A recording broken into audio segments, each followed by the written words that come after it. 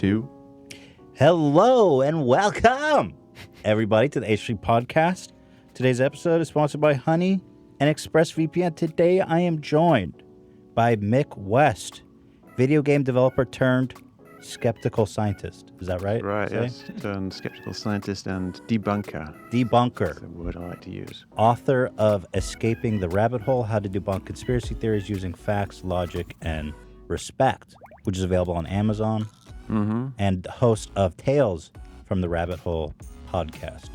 Thank you very much for being here. Thank you for having me. I understand you flew here from Sacramento, so were you able to confirm that the Earth is flat on that airplane? It did look flat out of my window, but I wasn't able to measure it. You measured it? No, I have actually done that, though. I've taken a little spirit level out, and you can use it to look out your airplane window and measure the dip of the horizon. It's that easy. Yeah, it's a little fiddly because the horizon's all hazy when you're up in the sky, but you can actually tell that the Earth is a sphere from a plane. That's a lot easier than what these guys went through. You saw the Flat Earth documentary on Netflix, Oh, yeah. I'm assuming. Yeah, Those guys went through a lot more effort than just hopping on a plane. Yeah, well, they think that there's reasons why a plane view is not correct. Like some of them think that the plane windows, because they're curved, they make the Earth look curved. Okay, they've got explanations for everything. Yeah, you can always find excuses, but there's so many easy ways you can check this. Wasn't that I always great, find though? it so funny that somehow the excuses are more believable to them than the actual. Oh yeah, they'll jump through any they'll do all the mental gymnastics in the world. I find wasn't it just so amazing though how they continued to disprove themselves in that documentary. First with like the gyroscope, they're like, don't tell anybody. And then finally with the laser test. Yeah, and the more rigorous the experiments they do, the more likely they are to disprove themselves, and then the more layers they have to put on top of that to explain the conspiracy. It's incredible. How is it that in this day and age of science, when maybe almost we have too much information, it's an information overload, but it seems like the more information and science we have available, the more people are willing to look past it? Well, the flat earthers kind of come from a position that science is only real if it's something that you can verify yourself, which is not an entirely unreasonable position to come from. You think, like, why should I trust all these scientists? Why should I trust hundreds of years of history and all these books and what they taught me in school? But then they think that they should be able to figure out for themselves what the shape of the Earth is. But they kind of overestimate their abilities. The reason we have all these scientists figuring things out is that some of the stuff is actually fairly complicated. Some of the stuff like, how much should the horizon dip when you go up? It doesn't actually dip very much. It's only like 2 degrees or so. And they kind of expect it from their feeling about the Earth that it would be this huge curve visible from a plane. But if you do the math, which a lot of them don't do, then you can see it's not very much. So they don't trust scientists. They trust themselves, but they're not really able to follow through on it. Interesting. And well, let me ask you this first before we get too deep into this.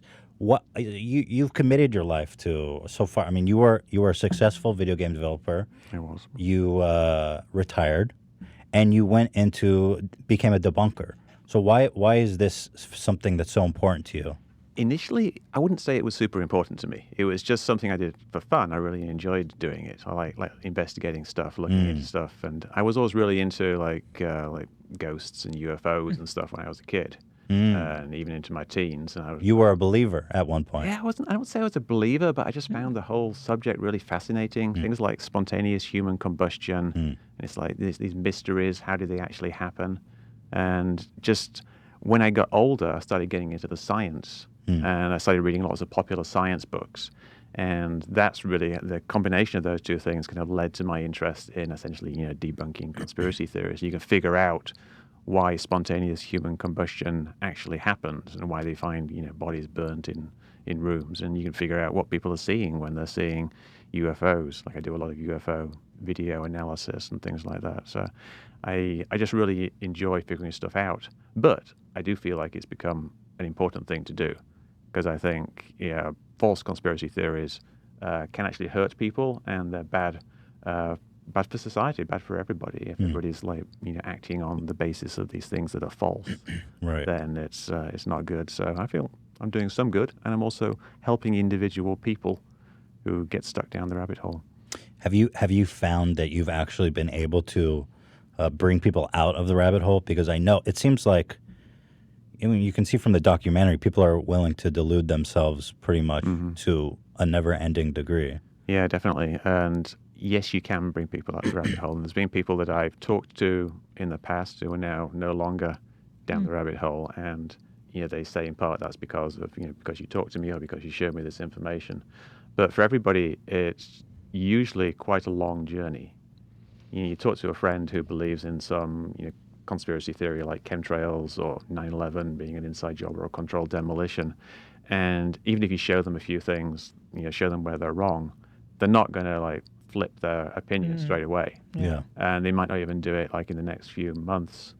And it can some people it can take years. There's a guy in the book that I interviewed, and for him it was many years between him falling for the chemtrail conspiracy theory and then eventually figuring out that it was wrong.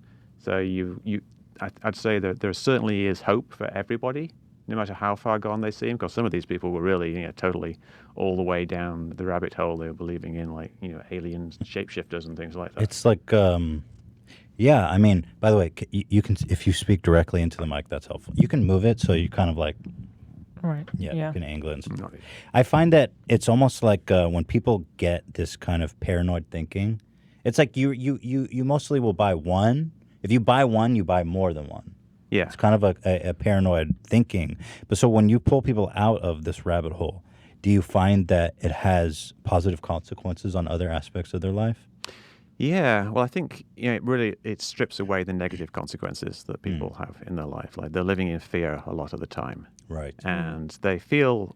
A lot of them tell me that it feels like a great weight has been lifted off them when they finally figure out that these things were not true, because they were living under the the idea that the government is this powerful evil entity that does all these plots and controls everything, and everything you see in the media is false. And some of them even believe that It's exhausting. government was targeting them personally.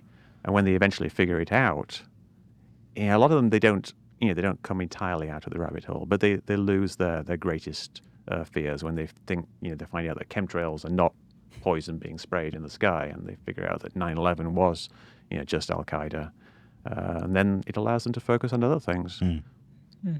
So, okay, here's what I want to do. Before we get into some of the more popular conspiracies, I thought it'd be an interesting place to start with proven conspiracies, because I want to acknowledge on one hand that there are such thing as real conspiracies, and I think the existence of some of these helps fuels the paranoia in people's minds of being like, well, that was true, so this can be true too. So I want to go over some of the more notable ones and get your take on it. And maybe you can clarify, but like, for example, MK Ultra, I'm sure you're aware of. The CIA was testing LSD on unknown participants to see if they could make Soviet spies defect against their will, or if the Soviets could do that to CIA agents who were captured. That was the goal. Yeah. And the CIA was administering LSD to people without their consent or knowledge to study the effect. They even at times set up fake brothels and lured men in from the general public and then dosed them with LSD and experimented on them. The reason it being a brothel is because they figured they'd be too embarrassed to talk about it afterwards. In one case, they administered LSD to a mental patient in Kentucky for 174 days. Several people died as a result of MK Ultra, most notably Frank Olson, a CIA employee, one of their own, who was covertly dosed with LSD, held for study, and then 6 days later committed suicide when somebody wasn't properly supervising him. He jumped out the window. So this is the kind of thing that you look and you say, oh, God, the government's capable of that. Then, of course, they're capable of, chemtrails. Yeah, I think you got to look at the actual scale of things and also look at the historical context. I mean, this was back in, the 60s? Yes. That it happened.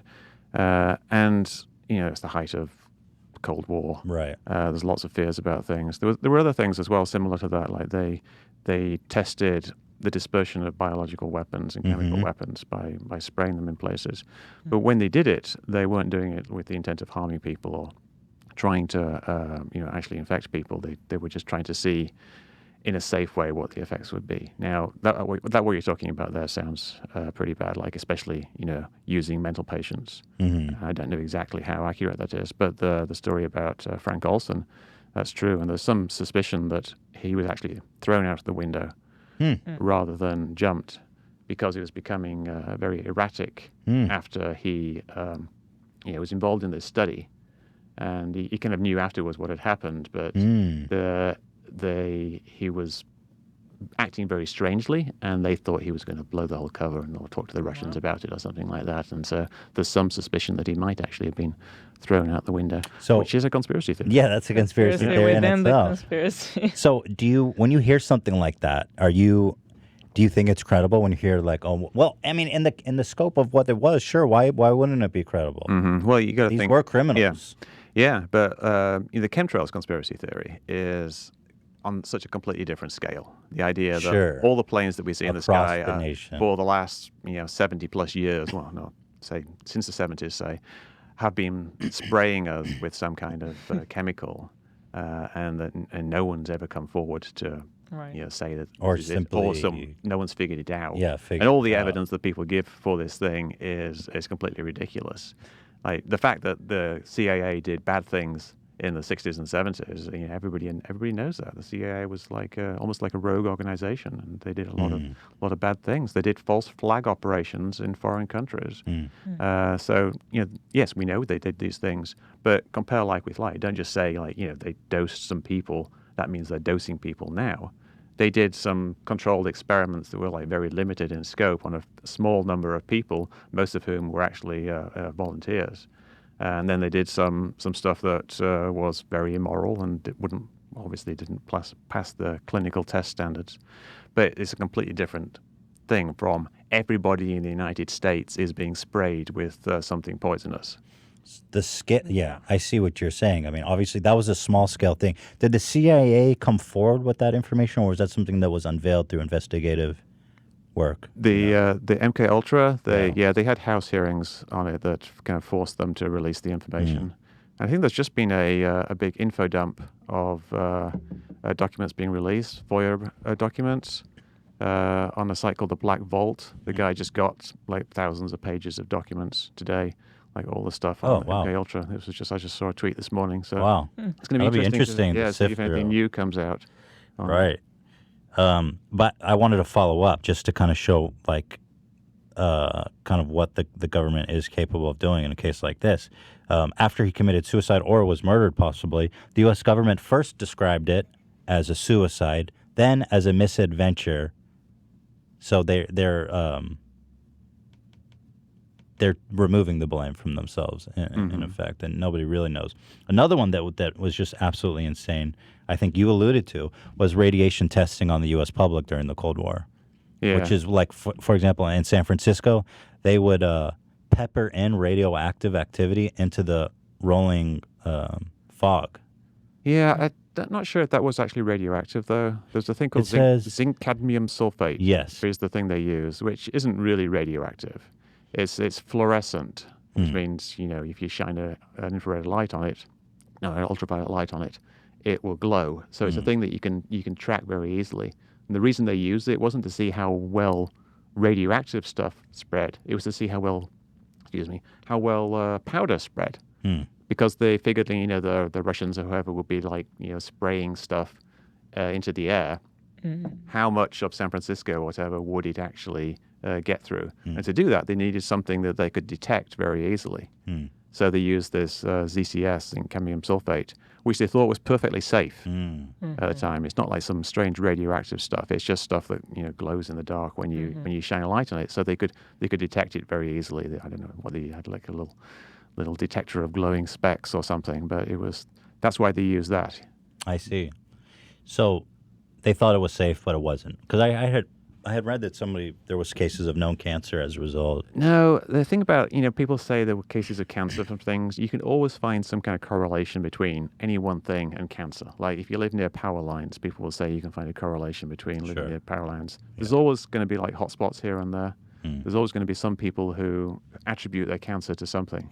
There's no real proven correlation between this release of zinc cadmium sulfate and that. And it's something it's pretty safe. I mean, you wouldn't want to be eating teaspoons of it, but a little bit of it sprayed in the air probably wasn't going to hurt anybody.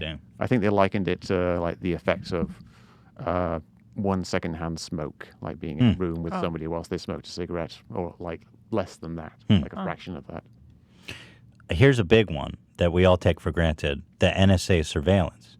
The scope of that before it was leaked was something that none of us could have ever imagined what was taking place. So I think the existence of that is probably fuel to the fire of a lot of conspiracy theorists that the U.S. government is spying on citizens of pretty much of all level of detail. In fact, this is one of my favorite anecdotes that Snowden revealed. He says, in the course of their daily work, they stumbled across something that was completely unrelated to the work. For example, an intimate nude photo of someone in a sexually compromising situation, but they're extremely attractive. He said, what do? They turn around in their chair and show it to their coworker, and their coworker would say, hey, that's great, send it to Bill down the way. They considered it perks of their job. Yeah, that's terrible as well. It's the NSA, the government spying on American citizens, like they do as much as they can get away with. Sure.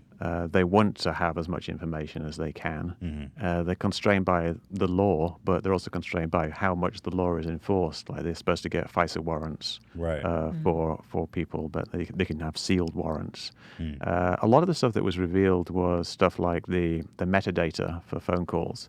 Like they would record every single phone call you made, not necessarily record the actual voice, but they do have the capability of recording all the voice and looking at it later, which is something that they're arguing that they can use that to get around the laws against recording, because if no one listens to it, it's just a temporary buffer essentially. Then so I wouldn't trust the NSA.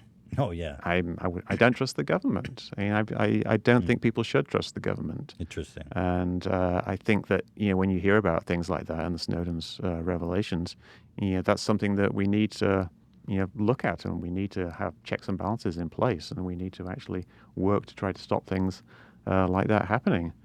So where does a healthy distrust of the government end, and an unhealthy distrust of the government begin? Well, it's when you start believing things that really aren't backed up by the evidence, when it's just kind of a suspicion of something, and the thing you're suspicious of is something that is very outlandish and would require a very, very large operation. Like, for example, the buildings that collapsed on 9/11. Some people say that they were rigged with explosives so that they would collapse from explosives after the planes had hit them.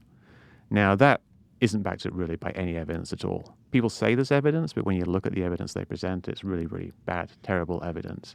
And the theory itself doesn't really make any sense. You had planes fly into the buildings, big hole in them, huge fires that went on for hours, and then the buildings collapsed from the fire, and everybody in the engineering community, they collapsed because of the fire. So now you got these other people coming along, and they're saying, oh, no, it was explosives. And it must have been explosives because it looked really weird, like the collapse looked really weird.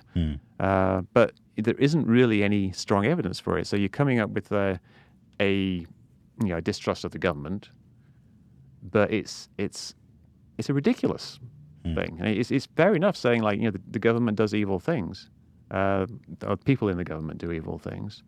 And the government is lying to the people a lot of the time. Most of the stuff you're seeing coming out of the White House is PR, essentially. It isn't really just them trying to let you know stuff. And that's good. You should actually have that distrust of the government. But it doesn't mean that every anti-government theory is automatically true. You have to actually look at, is this theory actually a viable theory? Right. There's one more. This one, I think a lot of people hold this to be true. I certainly did, but when I started looking into it, it seems that reports of it are very contested, that the CIA was trafficking crack and cocaine in the 80s to help fund some of their campaigns, and they were largely responsible for the crack epidemic in black neighborhoods. Yeah, that's kind of a multi-layered one, really. Like the people, they said they were selling drugs for guns, or drugs for whatever they were doing to finance their operations. Which I don't know. I'm not sure if that's true. Well, there's evidence. Apparently, in 1986, a spokesman acknowledged that funds from sales of cocaine smuggled into the U.S. had helped fund the Contra rebels, but said that smuggling was not authorized by the U.S. government or resistance leaders. Right.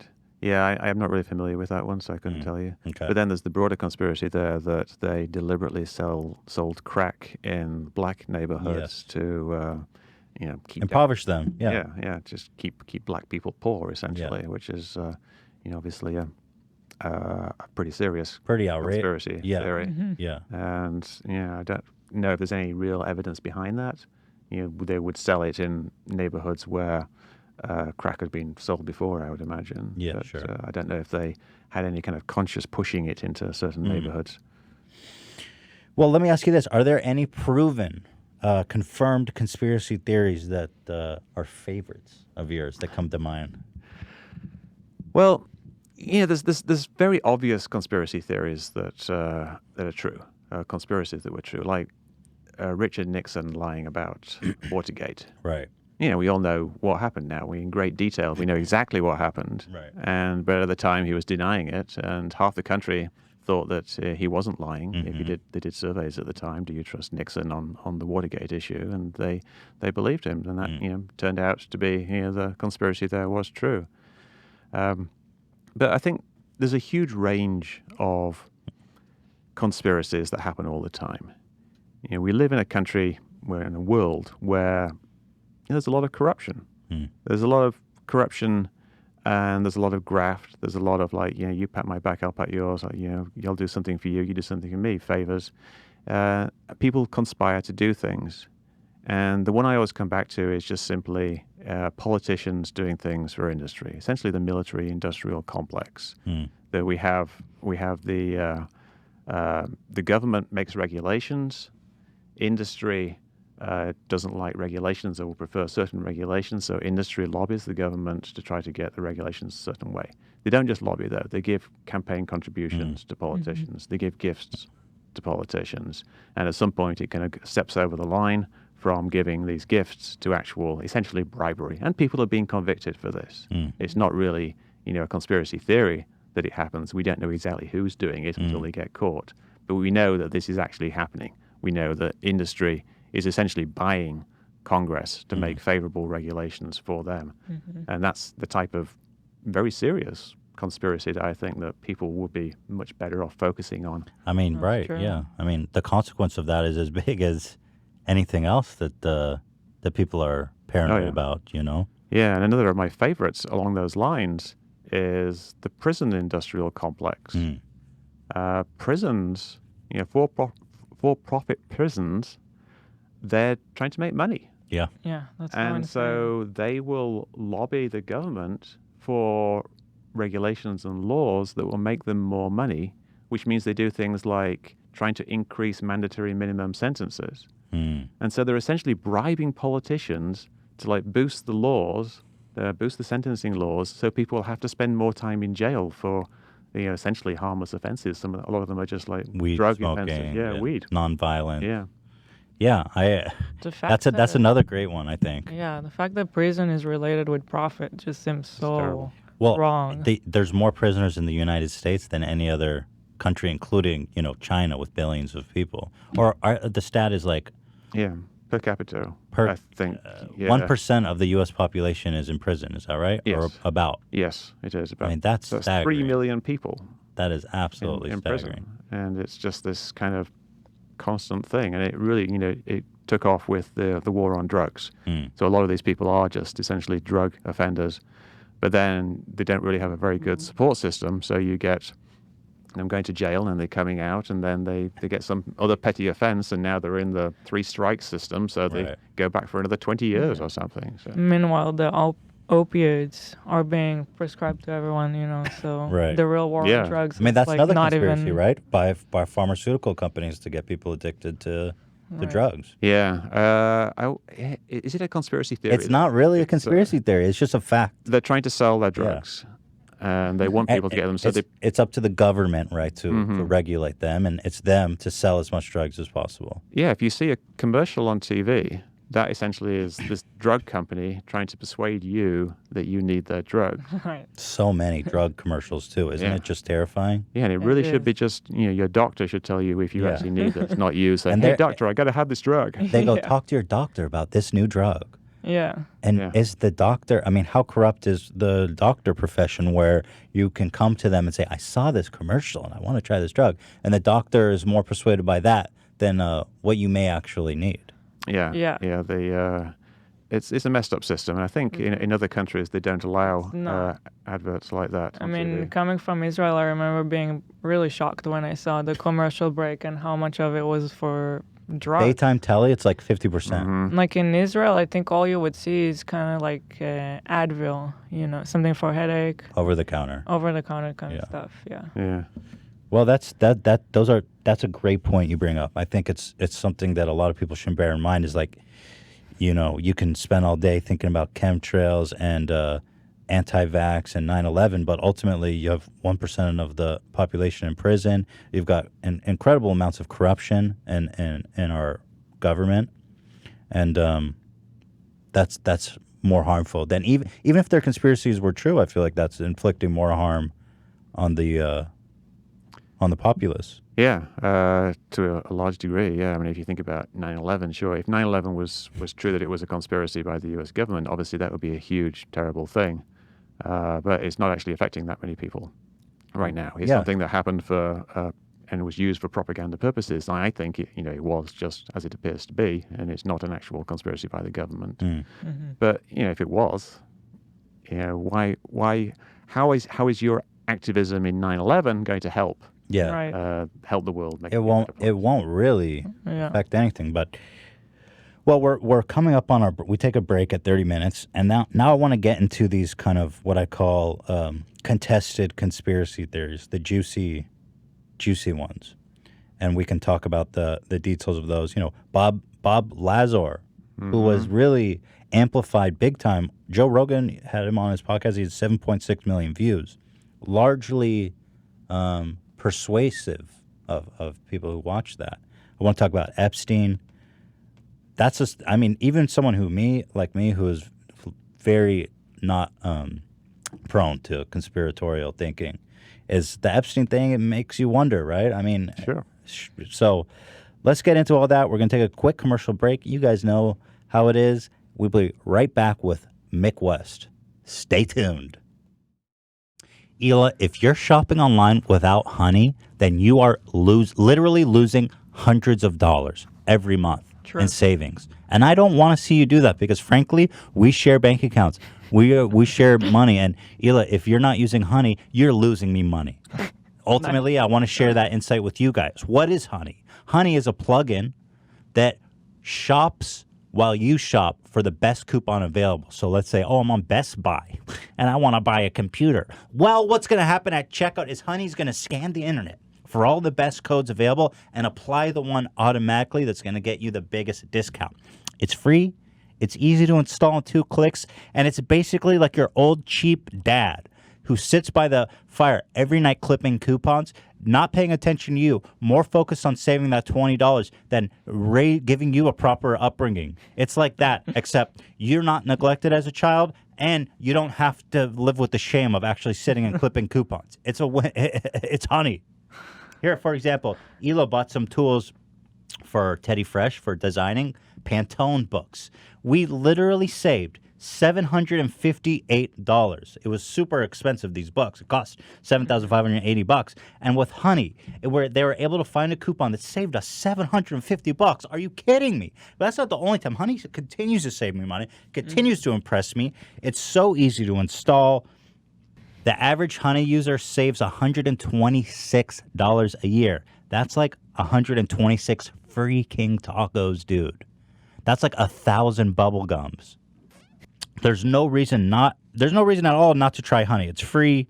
It's so easy to install in just 2 clicks. You're going to save money.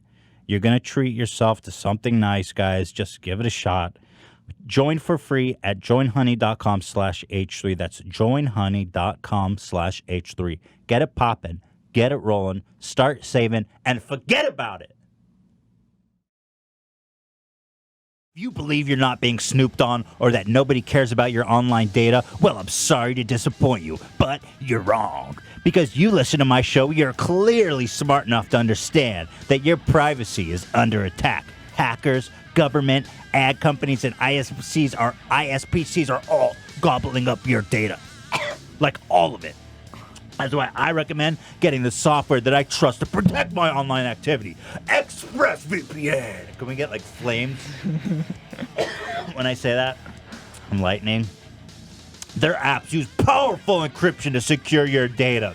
ExpressVPN runs in the background of your computer or phone, and then you use the internet just like you normally would.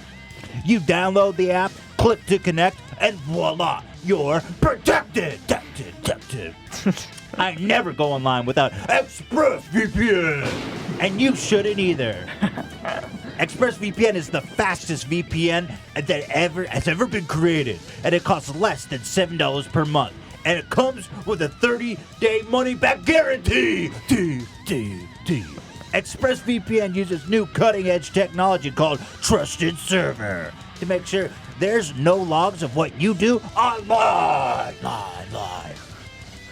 It's time to stop hackers, Big Brother, the internet companies from gobbling up your data. Take back your online privacy like I did with ExpressVPN. Right now, protect your online activity today and find out how you could get 3 months for free at expressvpn.com/H3. That's expressvpn.com/H3 for 3 months free with a 1-year package. Visit expressvpn.com/H3 to learn more.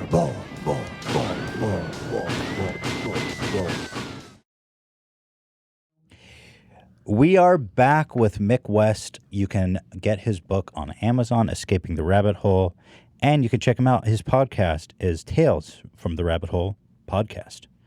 Dan just checked the stats. There are more people in prison in America than the entire rest of the world combined. Yeah, it's pretty amazing. Wow. And we have like a quarter of the population of China. Right. So, That is so India, insane. China. I mean, that's what do you say about that? I mean, what are we talking? Sometimes I hear stuff like that, and I'm like, why are we talking about chemtrails? Right. There's Right. more people in prison in America than the rest of the world combined. there's 3 million people whose lives have been ruined. A lot of them through their own fault, obviously, but a lot of those people who are in prison, they don't need to be there. Yeah. I think of I think back on my own life. I'm like, if many of us, almost all of us could, in the right place and time or the wrong place and time, be one of those people. I've done stupid things and I've walked around breaking the law, and it could have happened to any of us in the wrong place in the wrong time. So, well, regardless of that, let's go on to the juicy stuff, shall we? All right. So my first question for you is, can fire melt steel beams? No, it can't. It Huh? can't melt steel beams. So But they're right. It can soften them enough to let them bend. Mm. Like if there was a fire in a room and there's a steel beam on the roof, usually what will happen is the steel beam will sag down. Mm. And that, if you have enough of a fire and enough of the structure is compromised, especially in something like the World Trade Center, where the structure on one floor is supporting the structure of everything above it. Mm-hmm. So if you weaken that structure, you've got this huge weight pressing down on these beams and these columns, and enough of them bend, then you're going to eventually get a collapse. That's what the commission found, and it seems like such a great explanation too for like what you saw, the way that the building collapsed. It seems to really explain what happened. Yet, it's not enough. Yeah, well, it's because it's actually quite complicated what happened. Like we're talking about the fire melting steel beams, and people say, why did the entire building collapse if the fire was only at the top? You know, the building below wasn't damaged at all; it was completely undamaged. So what's the explanation for that? And the thing is, the NIST, who did the actual investigation into it, they never really addressed that. They never really addressed in depth why the buildings fell as quickly as they did. What they did say was as soon as the building started to collapse, there was no way of stopping it, and it just fell through itself, basically. But because they didn't do a detailed explanation of that, that's allowed people to come up with conspiracy theories, and they will say, that there had to be some other mechanism on top of the fire to cause this collapse, because they don't understand how it actually collapsed, because it's quite complicated.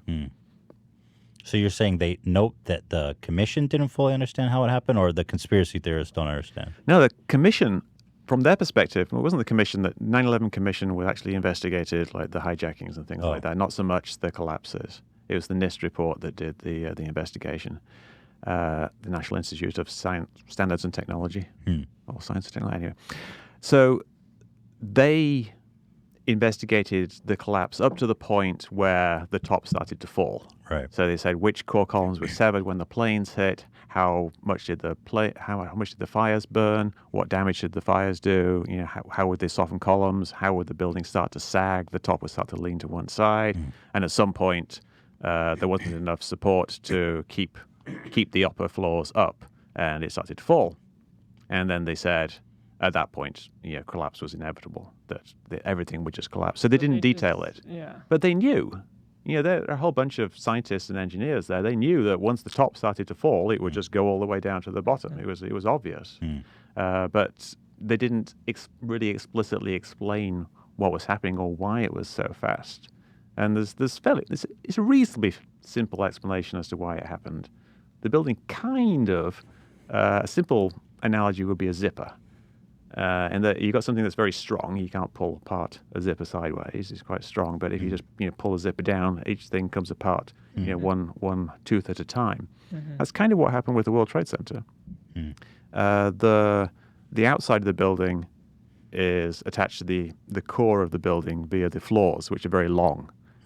And the floors themselves are only designed to support the people walking around on them and their own weight plus a safety margin. The floors are not structural elements in terms of supporting a vertical load. So if something falls down on the floor, it's very easy for it to strip the floor away from the columns. And you've got all these floors all the way around, linking the core to the outside. And once you've got a falling mass of girders, which weigh hundreds of tons each, falling down from, the first drop was only one floor, so they're falling down, say, 13 feet. The next one is 26. It's falling down 26, so it's accelerated even further. So you can imagine if you drop a 20-ton steel girder on top of something from even just like 30 feet, it's going to pretty much destroy whatever was underneath it. And you've got hundreds of these things, if not thousands of them, falling all at once, and the whole building is disintegrating. It's falling to pieces. It's like dropping a huge bag of boulders on top of it. So it strips away all these floors from the columns. The columns are unsupported. You see the walls, the exterior walls kind of peeling away, almost like a banana peeling away, and these sections falling off. It's because they're not attached to the core anymore, and they've got this huge mass inside. The core itself is a lot stronger than the exterior walls. It's got these very thick columns. Some of them had like 2-inch thick steel up there and 4 inches thick at the bottom. That actually stands a bit longer. And you see this if you watch the videos carefully. You will see bits of the core remaining whilst the collapse is happening. And you see it poking up through the cloud of dust because the floors have been stripped away, the outside walls are falling away, but the core is still kind of standing for a while. It stands for a little bit longer, but eventually it succumbs to it. And in both buildings, when the collapse wave of the building, you saw that thing going all the way down the building. When that reached the bottom, half of the core was actually still standing. So the building starts like this, full height. Half of it is still standing, and all the things are stripped away. And you see it in some photos. It's a thing they describe it as the spire. It looks kind of like this spindly spire, but it's really half the height of the building, and it got stripped away, which kind of demonstrates what the mechanism was. So there is actually an explanation for why it fell as fast as it did. It fell through the floors. It didn't fall through the columns. Columns are the strong things. It's really hard to fall through a column. But you fall past the columns, stripping away all the support. The columns are now unsupported from the sides. Very easy to bend something when it's not supported from the sides. That all collapses. So there's an explanation there. People just don't like to listen to it. I think it's just it's so spectacular. Oh yeah. What happened? That not just one was incredible. 2 was just like overwhelming, right? And so I think just the sheer destruction and chance of it happening like that. It's hard to believe. It was frankly. incomprehensible to look at. I remember hearing about it. I was driving to work. I was on the 405, and I'd heard on the radio like someone talking about Washington being attacked, and I thought I'm listening to some play or something. And then I tried changing the channels, and it was this same thing on there. And then someone said a plane flew into the World Trade Center, and I'm on the phone to my wife at the moment whilst this is going on, and it's giving me chills just thinking about it. And then I heard them say one of the towers has collapsed. Yeah. And I was like, how can that be? It was just. But then another one. Yeah, and then so I said I was relating this to my wife. I was like, one of the towers has collapsed. Yeah. And then the other one has collapsed. Yeah. I had no idea what I was.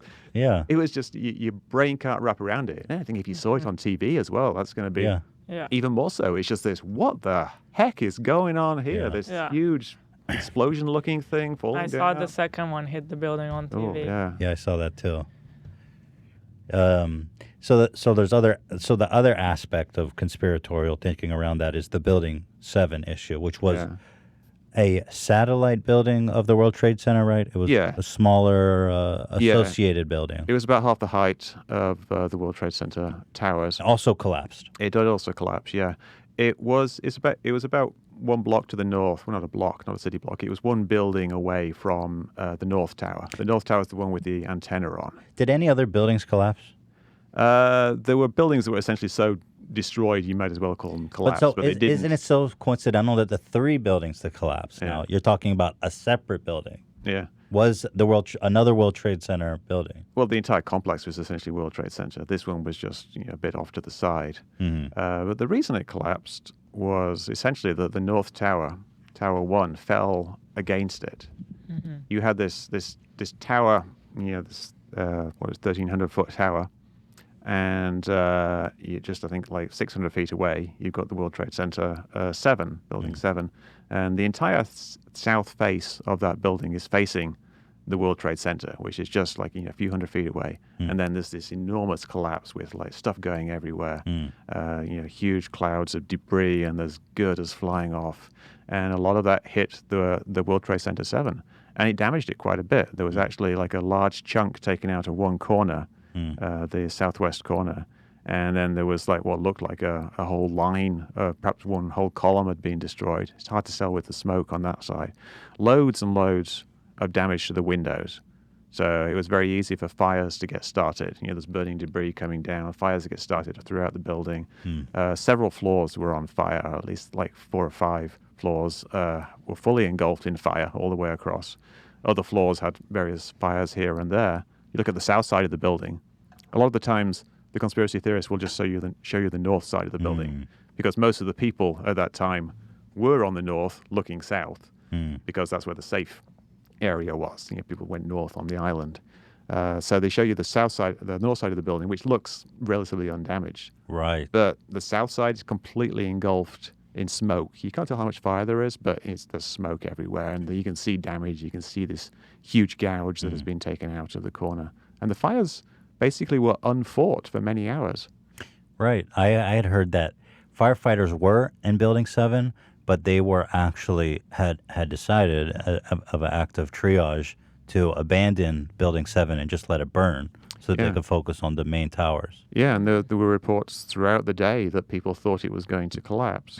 And people thought that because they could hear the building shifting. Right. And some people said they saw like a bulge in the side of the building. And then there's one famous clip of a firefighter saying it's going to collapse. There's no way it couldn't collapse. So you have all that. But then it's like you just see one dude on the street. Like, you remember Loose Change? That was like, I remember I was in high school watching that, and it was almost like the cool. It was like kind of hip to be a 9/11 conspiracy theorist, because you were just. It made you feel kind of like inside and cool and intelligent but what this documentary shows, and a lot of what you see, is some guy on the street near the tower saying like, "Oh, it sounded like a demolition," or "I saw a demolition," or a couple of first-hand accounts. But that versus all of the official data and the footage and the accounts, and that's it. That's all it takes. It does, yeah. People. The thing is, it didn't sound like a demolition. It didn't look like a demolition for a start. The Twin Towers being destroyed from the top down. Right. There's no demolition using explosives that does that. They would trigger it at the bottom. They would do it at the bottom, yeah. And then it would start from the bottom. Yeah, and the World Trade Center 7, that looks more like a demolition, and then it comes fairly straight down. But the huge difference between that and a regular demolition is that there weren't these loud bangs. If you listen to actual controlled demolitions, it's incredibly loud. Bang, bang, bang. Yeah. And then bang, bang, bang. Like even louder. Like the super, super loud bangs, which you can hear from a mile away, and would have been recorded by the people. But it's like rhythmic, and it's timed, and there's a lot of them. Yeah. Or they can do it with one at once, but they generally don't. But if there was just one, it would be an enormously loud bang. So you don't hear that. So saying it's like a controlled demolition, it superficially looks like one. The building comes down. But people who demolish buildings use the same principle of physics. Yeah, they use gravity to have the building destroy itself under gravity. Right, exactly. It doesn't help also kind of when you look back on the politics surrounding 9/11. It's like all of a sudden we're attacked by Al-Qaeda and the government is like, oh, we need to go into Iraq. Yeah. So again, the government, I feel like, fuels this conspiracy by, it doesn't make any sense. What did Iraq do? Yeah. It was exploited. They exploited the event. Now, they essentially benefited from it in that it furthered their geopolitical goals in some ways. But just because that happened, it doesn't mean that they actually did it. Sure. It just means they took advantage They're of like, oh, it. great. Yeah, if you find a wallet on the street, it doesn't mean that you stole the wallet from somebody. It just means you've just found it and you've taken it. It doesn't mean if there was a murder and there was something lying around and you take it, it doesn't mean you killed the guy. You're just exploiting the situation, and that's what's happening with the government. All right. 9/11. You had tweeted something interesting before we move on. You had tweeted that 9/11 is here it is on the TV, fading away. Yeah. That's interesting. Yeah, interesting. 9/11. This is the Google Trends chart, and there was this huge peak back in September 2006, which I think was the time of the NIST report being released for the towers collapse, and so it was like the heyday of people criticizing the government. But then every year you see a peak, and every year pretty much it gets less and less, and now really nothing, it's almost nothing. There's probably going to be a peak, a slightly bigger peak this year, because there's the Architects and Engineers for 9/11 Truth, this big truther organization.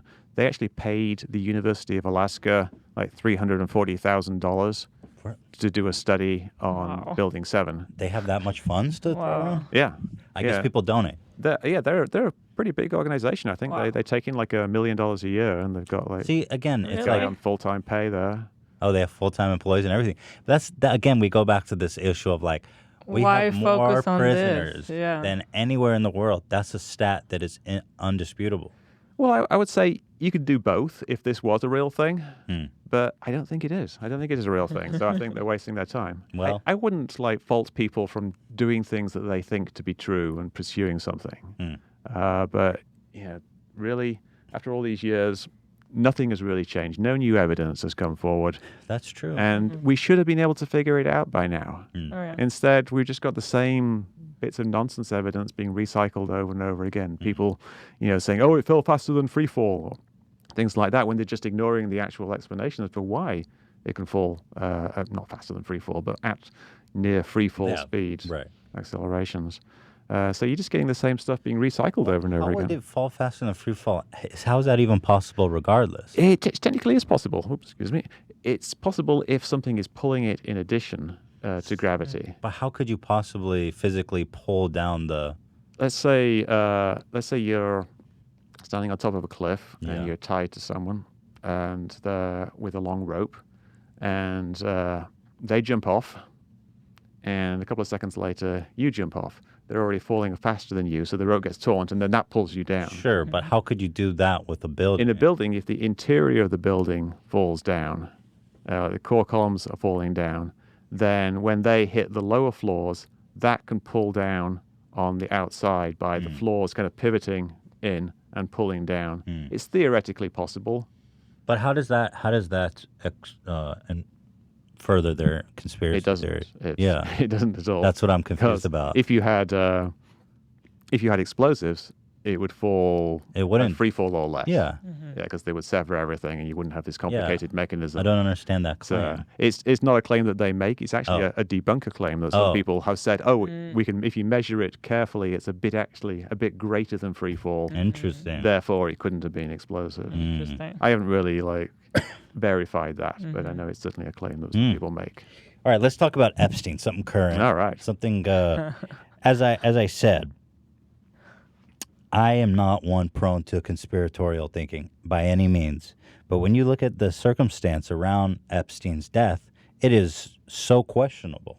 And I'll preface it with this. There's a Rasmussen poll conducted in August found that 29% of American adults believe Epstein actually committed suicide, while 42% believe he was murdered to prevent him from testifying against powerful people with whom he associated, and 29% were undecided. Clinton body count and Trump body count were trending on Twitter as users accused both Bill and Hillary Clinton or Donald Trump of being involved in Epstein's death.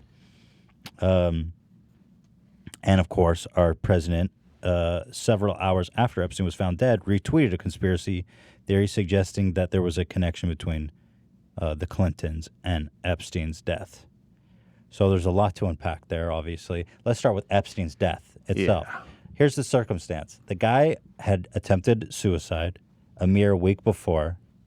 He was taken off suicide watch several days before his death. Correct me if I'm wrong on anything. No, that's right. He was able to set up a will 2 days before his death. The video footage that was supposed to be recording was claimed unusable. The guards who were supposed to be watching him were apparently, they were supposed to be checking on him on an hourly basis, did not check on him for several hours during the period of his death. And I mean, he's one of probably the most precious felon in the American justice system, or not felon, but suspect in the American justice system. And yet, despite all of that, he was able to die. Yeah. Whether by suicide or murder, foul play, we don't know. Well, they claim suicide. So how? I mean, okay, to someone who's not conspiratorial minded, how does all that stuff add up? I mean, what's your take on that? I think, what I like to do when you're presented with something like this is not have to go for one explanation or the other. Like say, I believe this or I believe this. Instead, I like to make a list of the possible things that might have happened and then say how likely I think they are. I call it Occamic ranking, like Occam's razor. So you use Occam's razor, but you keep everything in a list. And so you think, what's the most plausible thing? What's the next most plausible thing? And, what evidence would be needed for this? So I think, I would put the possibility that there was some conspiracy going on behind his death as being a plausible thing. I think the most likely thing is that he just killed himself. And I think that what we are seeing with all the things you just mentioned, like the guards, not checking on him, the video not working, there was records falsified. The guards said they went and checked on him, but they didn't, and they just falsified the records. And all of that just kind of shines a light on the crappy state of the federal prison system. The federal prisons are very overcrowded. They're very understaffed. the people who are staffing them are often unqualified. They sometimes even have to have people like janitors and technicians do some of the rounds because they have so few people working there. They had reported that some of the people watching him were like not officers. Yeah, right. Exactly. Yeah. Yeah. So they have like janitors like just doing it because they need someone Checking on them to do something. It's a menial task, and in the federal prison system, the rate of suicides has doubled, more than doubled in the last 8 years, because there's been this downward trajectory in the quality of care, essentially, in the federal prison system, and overcrowding and lack of staffing. I think there's something like 2,000 vacancies for corrections officers. You're comparing Epstein's situation to a normal prisoner, whereas he was a suicide risk and he was someone that was greatly important to the Justice Department. Yeah, well, obviously no one made a big deal about saying he should be put on suicide watch permanently. Mm-hmm. So should that have been done? Yeah, in hindsight, obviously, yes. Is that part of the conspiracy? Well, there's kind of the various levels of the conspiracy. The simple conspiracy is that someone snuck in there and murdered him and turned the cameras off. And then there's a conspiracy that they just knew he was suicidal, and so they just encouraged whoever to take him off suicide watch. They gave him the means to do it himself. But he requested to be taken off suicide watch through his lawyers. Yeah, his lawyers should have his best interests at heart, I imagine. Like he's essentially was a psychopath. He was a person who could manipulate people very easily. So he was able to make the prison psychiatrist think that he wasn't going to kill himself. He was probably being all happy and positive and looking forward to the trial and things like that. But he was just doing it with the idea that he was going to kill himself because he's a guy who can manipulate people. So it doesn't seem at all unreasonable that if you request a psychiatrist to evaluate you for the suicide watch, they have to do it. So this psychiatrist comes in, evaluates him for the suicide watch. Epstein's all happy, jolly, and positive. He has to take him off it, and then so they put him on, whatever the occasional checks type thing, and he finds 20 minutes and kills himself. I think it is a likely explanation that it was, let's say, suicide by opportunity. Yeah, but did somebody deliberately put him on that list? Doesn't he need the means to commit suicide? Everyone has the means once they're put back in Gen Pop. They're just he wasn't in general population. He was taken out of the cell, the suicide watch cell, which has like special bunks and things. It doesn't have any bars where you can tie anything from it. And I think there's various levels of suicide watch. The most extreme one is a 5-point restraint, where they tie down your arms and legs and your head. And then it goes down from there. Some they just tie down your arms and legs. Sometimes they manacle you. Sometimes they will give you clothing that you can't use that will rip. And then there's the cells that are special cells with no bars. He was in a cell that had a bunk bed. And if you've got a cell with a bunk bed that's got a bar on it, you can tie something to it. You can kill yourself. You just use your pajama pants or something, wrap them around your neck, and to tie it to the thing, and then just lean forward. His neck broke also. His hyoid bone broke, which is a little bone right here. It's kind of like a wishbone. It goes around from one side to the other. I think it's like a structural thing for your voice box. And this is a bone that breaks quite commonly when people are strangled. But it's also a bone that breaks quite commonly when old people commit suicide. It's a bone that becomes more brittle with age. So if a person in their 60s or 70s, he was 65, I think, if they commit suicide by hanging, it's very likely that bone will break. People make a lot of it because people want to make a lot of it. You hear a lot of people making noise about this, and they say, oh, this is something that happens when people are strangled. But if he was strangled, obviously, to the point of breaking that bone, there would be other signs of strangulation, right? Yeah, probably. Yeah, but there's also being strangled isn't that different from being hanged. If you do it, they could probably garrote him from behind and make it look like a hanging. But that this is a next level up conspiracy. That means there has to be someone else in the cell actually doing it. If you wanted Epstein dead and you're a high level individual, I think it would be smarter and less risky just to give him the means and the time frame to do it himself, because clearly he had already attempted it. Yeah, I mean that would probably be the first step. Yeah. I mean, if you posit that there was a conspiracy then it's possible that they said, well, let's just leave him there for a while and see if he takes care of himself. And if not, then we'll jump in there and do something. But we don't really have any evidence of the later stages of it, an actual active thing. We just have this evidence of what could be just incompetence in the prison system because it's this hugely overworked federal prison system. And I feel like that is probably the most likely, because once you say it, it really makes me think about other stuff and how true that is. Like, you think something as big as like a huge company would be so organized, but once you actually get familiar with it, a lot of times you realize it's really far from something you would think. People aren't that slick. Like when I was in the army, I thought everything would be so organized, such a serious operation, and it's like so not. So incompetent. Yeah. And then conspiracies often give people too much credit. Too much credit. Yeah. Yeah. Well, they're staffed by people. Corporations are full of people, and the prison system is full of people. Deeply and fallible.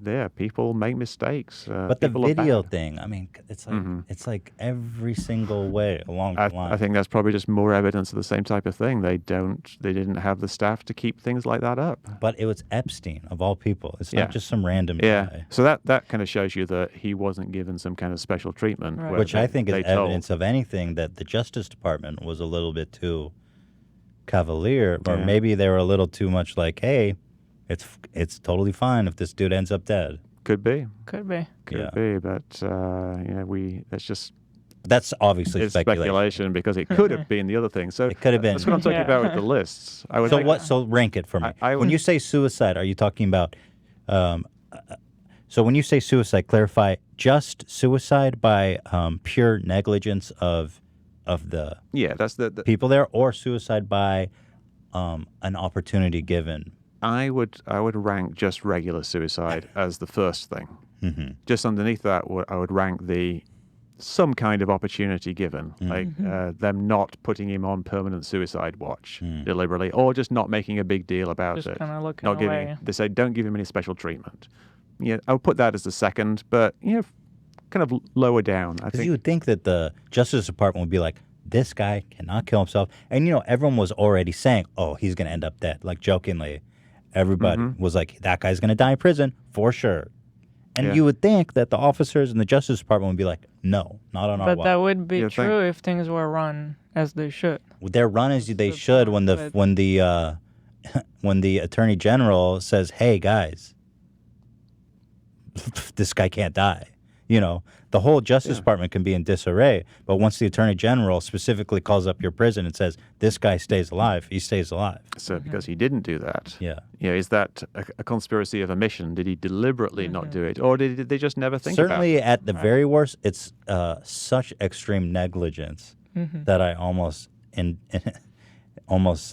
they're looking for scapegoats right now. They fired the director of prisons, and his replacement is the previous director of prisons who retired like 7 years ago, some old lady who hasn't worked in the prison system for like the last 7 years. That'll be good. Yeah, so presumably she was doing a better job than he was doing. But obviously the stuff needs fixing in the prison system.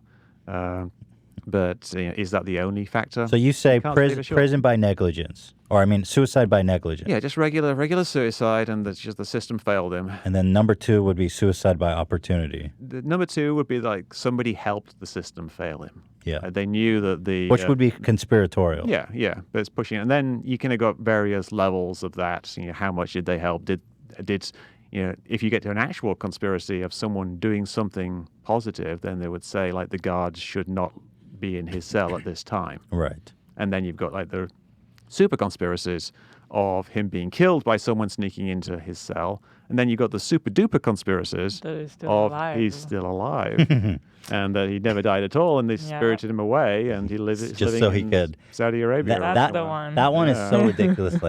Like that these people who apparently shared in his escapades with him cared enough. Like this is a group they of already prepared a double body. These are psychopaths. Looks like him. Yeah. These are psychopaths with psychopaths. They would not, lift a finger to save him. But regardless, So now when we look back at who Epstein was and who he associated with, do you think it's possible, for example, that Bill Clinton could fly on his private plane with him, what was it, like 26 times, and not know what he was up to? Sure. If you look at those actual trips, one of them was a big trip around Africa, which was 11 stops. So 26 Does that of count for? Really? 26 of those flights were just this one trip around Interesting. Africa and Europe and Paris. How many? That 11. kind of 11. Okay, you still have 15. Yeah, I think 6 of them were for one trip to Asia. See, that's something you don't hear. Yeah. Yeah, which That was- is very compelling. It was like Yeah. Hong Kong, and I think maybe even went to Russia. I'm not sure what it was. It was like something for like the Clinton Global Foundation or something. And then what does it mean? They were just using his plane? Yeah, yeah. Just- And I think it was like, essentially a charity type thing that they were doing. So That's funny so to go from okay, but let's say, charity to okay, let's continue down. trafficking? So let's say there's even 6 left, 7 left on a, or that were individual flights. They're all listed where he went from and to. So we know what they actually were. One of them was a flight from JFK to Luton, which is in London, and then the next day flying back. So is that suspicious? Maybe. Is he flying? Is flying Bill Clinton to London so he can engage in some nefarious activity? Maybe, but it seems just like another. Mike, typical I type of wonder thing. how many people, how many flights, how many people, how many flights are we talking about here? You know what I mean? How frequently was this guy flying around? Oh, he flew a lot. If you look at the actual logbooks, I was looking at them last night. I was trying to figure out where all these flights were going to. I did a post on Metabunk about it, like looking through it all. And Epstein is flying around everywhere. He was always flying with that his assistant, The lady. Ghislaine yeah, Maxwell. Yeah. Yeah, and a few other people. Who was recently seen in L.A. at In-N-Out. Yes. Or was she? There's Or some- was she? there's some Always evidence the or was she. That photo was kind of doctored in a very strange way. Was it? Yeah, and there was all kinds of Oh, stuff being no. edited. And No. He wasn't sure if it was my genuine. God. Like the poster in the background wasn't right, and so What on earth?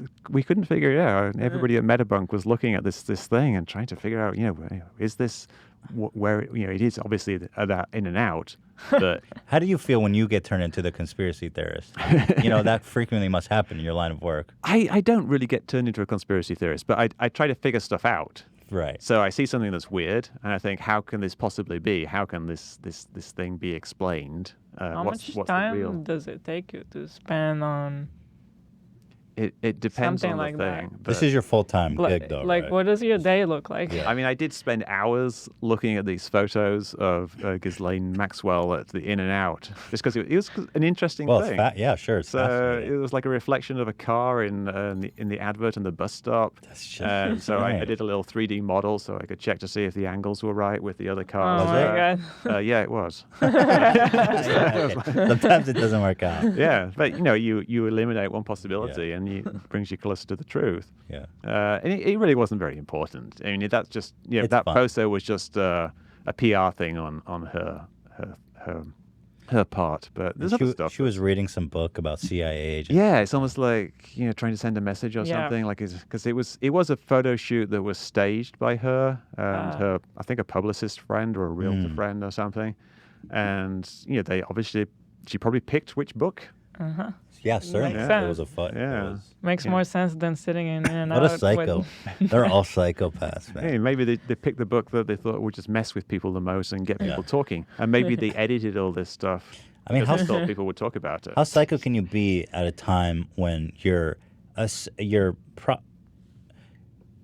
I don't know her involvement with him, but she was certainly a lifetime partner of his. Oh, yeah, definitely. And so to trivialize the whole thing by kind of sitting out of In and Out with the CIA book is pretty psychotic. Yeah, who knows what's going on? Yeah, but you look at the flight logs. She's listed on pretty much every flight that he made. Wow. So now when you that's really interesting what you say about Bill Clinton. Yeah. They certainly omit that. How don't is they? it that even on the news they never would mention I've never heard it that broken down like that. 27 flights could actually mean like 3 trips? Yeah, it's six trips, I think, in total. That's incredible. That is such That's a a big big difference. difference the than banal saying trips 26. as well. They're just him doing his Clinton Global Initiative. Wow, junket. that's type stuff. That's incredible. So there you go. I mean, the way that information is presented makes all the difference. Yeah. Yeah, and some people present, he flew on the Lolita Express 26 times. Yeah. And then Like, that wow. becomes, he flew on the Lolita Express to the private island. Which he Right. never did. And he never did. There's no evidence he ever went there. Wow. Oh, actually, there's one of the girls, now a woman, says that she saw him, like 15 years ago there or something like that. So he has actually been, someone has actually said that he was there, but there's no actual real evidence other than that he went there. Certainly not the flights. It is interesting how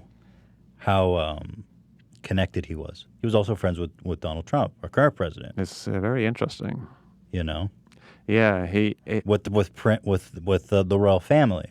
and people don't really know how he made his money. Right. Right. It's weird. People thought he was a hedge fund manager, but then upon further wasn't. inspection, he hadn't made much money managing funds. Is that right? Yeah, I think he was essentially a money manager for very rich people, like billionaires would give him money and he would invest it for them. Some people think he might have been running some kind of Ponzi scheme, pyramid thing like Madoff did. Well, it certainly fits his profile as a psychopath. Oh, yeah. Yeah, I mean, you can totally see. It's like if Bernie Madoff, got away with it, that's Jeffrey Epstein. And so we don't really know what happened. It'd be interesting how it The all plays IRS out. certainly knows, right? Well, they know from the documents that they've got of him, but I'm sure they don't know everything. By the way, the going on. IRS, another entity that is Right. You completely think they're so understaffed slick. and Yeah. But probably the guy's filing tax returns, and Well, yeah, he's got to be something in there. Yeah, Presumably. yeah, but just because you're filing tax returns, it doesn't mean you list Being everything. honest, That's. yeah. I mean, if you're running a Ponzi scheme, are you going to put it on your tax returns? Well, I assume the IRS, when they see a billionaire, if they see a guy flying around with private jets and hanging out with like all these people, and he's showing that he made $1 million bucks, they're gonna be like, "Let me see it." Yeah, it's going to look like he made that money. So he's going to, if he was running some kind of pyramid scheme, Got to show a lot of money. it's going to earning. show that people are giving him money, he's investing it, and there's certain returns that he's got. But they're not going to look at the actual, every single little detail. Yeah. He probably used a bunch of like offshore accounts as well. Yeah. Disguise it. The Epstein's case is a very interesting one. The connections, it's got it all. The mysterious murders. I mean, it's really a perfect fodder for conspiracy theorists. Yeah. Well, there you have it. I think we actually learned a lot here. I think that you mentioned the Clinton body count as well. I think a lot of people kind of take for granted that that's a true thing, that the Clintons have actually murdered lots of people. Certainly a right-wing talking point that they hold to be true. But where does that come from? it's a pretty old conspiracy theory. I think it goes way back to the 90s. Someone started a Clinton body count with about 20 people or so. Oh, 20. Yeah. Very generous. And now it's in the hundreds because... Oh, 100. Really? Yeah. But is each person accounted for, or where does the number come from? These are people who died. These are people who had some connection with the Clintons and who are now dead. So anyone that knew the Clintons and died. Yeah. Out of the approximately 1 million people who at some point had some connection to the Clintons over But the also last 20 years. they're old, so And a lot of them died of natural causes. So let me ask you this. Out of the body count, is there any of them that you find even the slightest bit credible? Well, there's lots of people who will die and then you can't say exactly why they died. No, but their death benefited the the Clintons. Clintons. Yeah. There probably are. I'm not, aware of them, but there's probably going to be by the law of averages. out of 100. That it would help, but I don't know. There's people like old bodyguards or relatives of old bodyguards. One big one is the Seth Rich. That's the one that you always hear. Yeah. Now, can you explain? Because I'm not totally I'm not familiar. familiar. This is the one that I always hear. I mean, by huge right-wing publications and very popular figures saying Yeah. they like you said, hold it pretty much to be true. Yes, so Seth Rich was a DNC staffer, and the theory goes is that he was the one who leaked all the stuff from the DNC emails, the internal emails, and they believe that he was killed because of that, because he was going to reveal it to the media. Problem is that was just a completely made-up story. He is a DNC staffer, but there's no evidence whatsoever that he actually had access to these servers and took this information from them. So they're connecting dots that there's not evidence. And he was killed in what was described as a botched robbery. So it was mugged essentially, but ended up nothing being taken, and he was dead. But that's something you can see how it could happen. Someone tries to rob somebody, said, "Give me your money." They don't give them the money, so you shoot them, and then you see some people down the street, so you run off. It's something that's quite plausible that could happen. Just because it fits your narrative to make it suspicious doesn't mean it automatically is suspicious. Yeah. Dan, can you pull it up? Dan was saying that Fox News, even at one point, Oh yeah, the most popular news outlet in the country, had made a story about it. Dan, can you link me that? I think we should watch that. I think that would be useful. yeah, and I think they were forced to retract it as well. Oh, they eventually. did. Yeah, Try to find the retraction as well, Dan. yeah. You got it. Like Well, everyone. CNN recently had a really great Donald Trump story they retracted about. Really? They had reported, it was this huge news. He said he has Donald's tax returns, and his loans had Russian oligarchs as co-signers that were close to Putin. And everyone was just like, holy fuck, that's crazy. And then the next night they retracted. Yeah. Or Donald had threatened them with legal action too. Yeah. Which, if it's not true, fair enough, right? Right. Yeah, I mean, Certainly. it's certainly something that he knew that defamative. they wouldn't be able to back it up. Yeah. Yeah, maybe there's something there. He probably has some connections to Russian oligarchs at some level, Yeah. but he knew that this particular thing wasn't true, so he just pounced on it and was Yeah. like, fake news, CNN. Mm-hmm. So from his perspective, it was a good thing because, It did. I mean, Yeah. again, it's just another loss for yeah, people who do subscribe to this theory that Trump is somehow a Russian asset. yeah, and I don't think there's any real actionable evidence. Like that's what Mueller found was that there wasn't enough evidence to point any fingers in that direction. He found lots of stuff going on. Obviously, the Russians did a bunch of stuff, but was there any connection between what they did and the Trump campaign? There's no real strong evidence that happened. There's circumstantial evidence. People had meetings with Russians. There's the famous Trump Tower meeting where they supposedly were getting dirt on Hillary Clinton. So things actually happened, but nothing that raises to the level of something that they can Some prosecute. high-level collusion between Russia and the Yeah. Trump campaign. Yeah, I certainly wouldn't rule it out, but I wouldn't also bring it to trial Right. because you'd probably lose. You got that? I'll wait for Dan to give me that. I'm trying to find the video. It's surprisingly hard to. I guess maybe it's not surprising that it's hard to find Fox's retraction. I'm finding a lot of articles about how they had to retract the story, though. But do you have the original story? Sure. Hold on one second. Yeah, I wanna watch Apparently, the Hannity original. in particular was pushing it every night for weeks on end. Yeah, let me watch that. I want to see the original story. Okay. So I want to get into that, but then I really want to get into the Bob Lazar. Yeah, that's a fun one. Situation. Bob Lazar, Area 51. Now, when I see this guy talk, I tried to watch this podcast with him. I tried to right. watch the documentary first. Mm-hmm. I mean, from a film perspective, it was just. The documentary. I don't want to be. I know a lot of people subscribe to it, so I don't want to belittle them or dismiss their beliefs. But the documentary was just so poorly made. It was just so strange and bizarre. I couldn't get into it. And I'm looking into the Bob Lazar podcast. Lazar. And well, a lot of stuff doesn't really add up. Yeah. And stuff. The claims he makes are really fascinating. You want to believe it. Like one of his claims, for example, he goes, they used for propulsion. He claims, first of all, that they had 12 or 13 alien spacecrafts, and he was one of the engineers working on them at the time. And he claims that they were there to reverse engineer the technology. Correct me if I'm wrong on That's anything. true. That's what he says. And then he claims that the propulsion was fueled by an atomic element 115, which he explained generates a gravitational wave.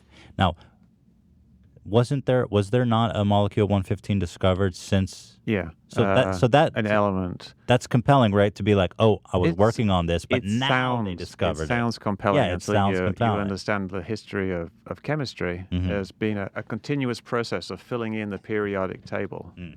Like all of the elements, they have an atomic number, which is the number of protons in the nucleus. Mhm. So you start out with number 1, which is hydrogen, which has 1, and then helium has 2, and then oxygen has 4.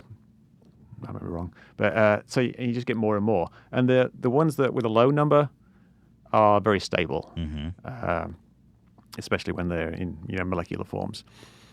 But higher up, they become more and more unstable. So they're very, very hard. You don't find them in nature, basically.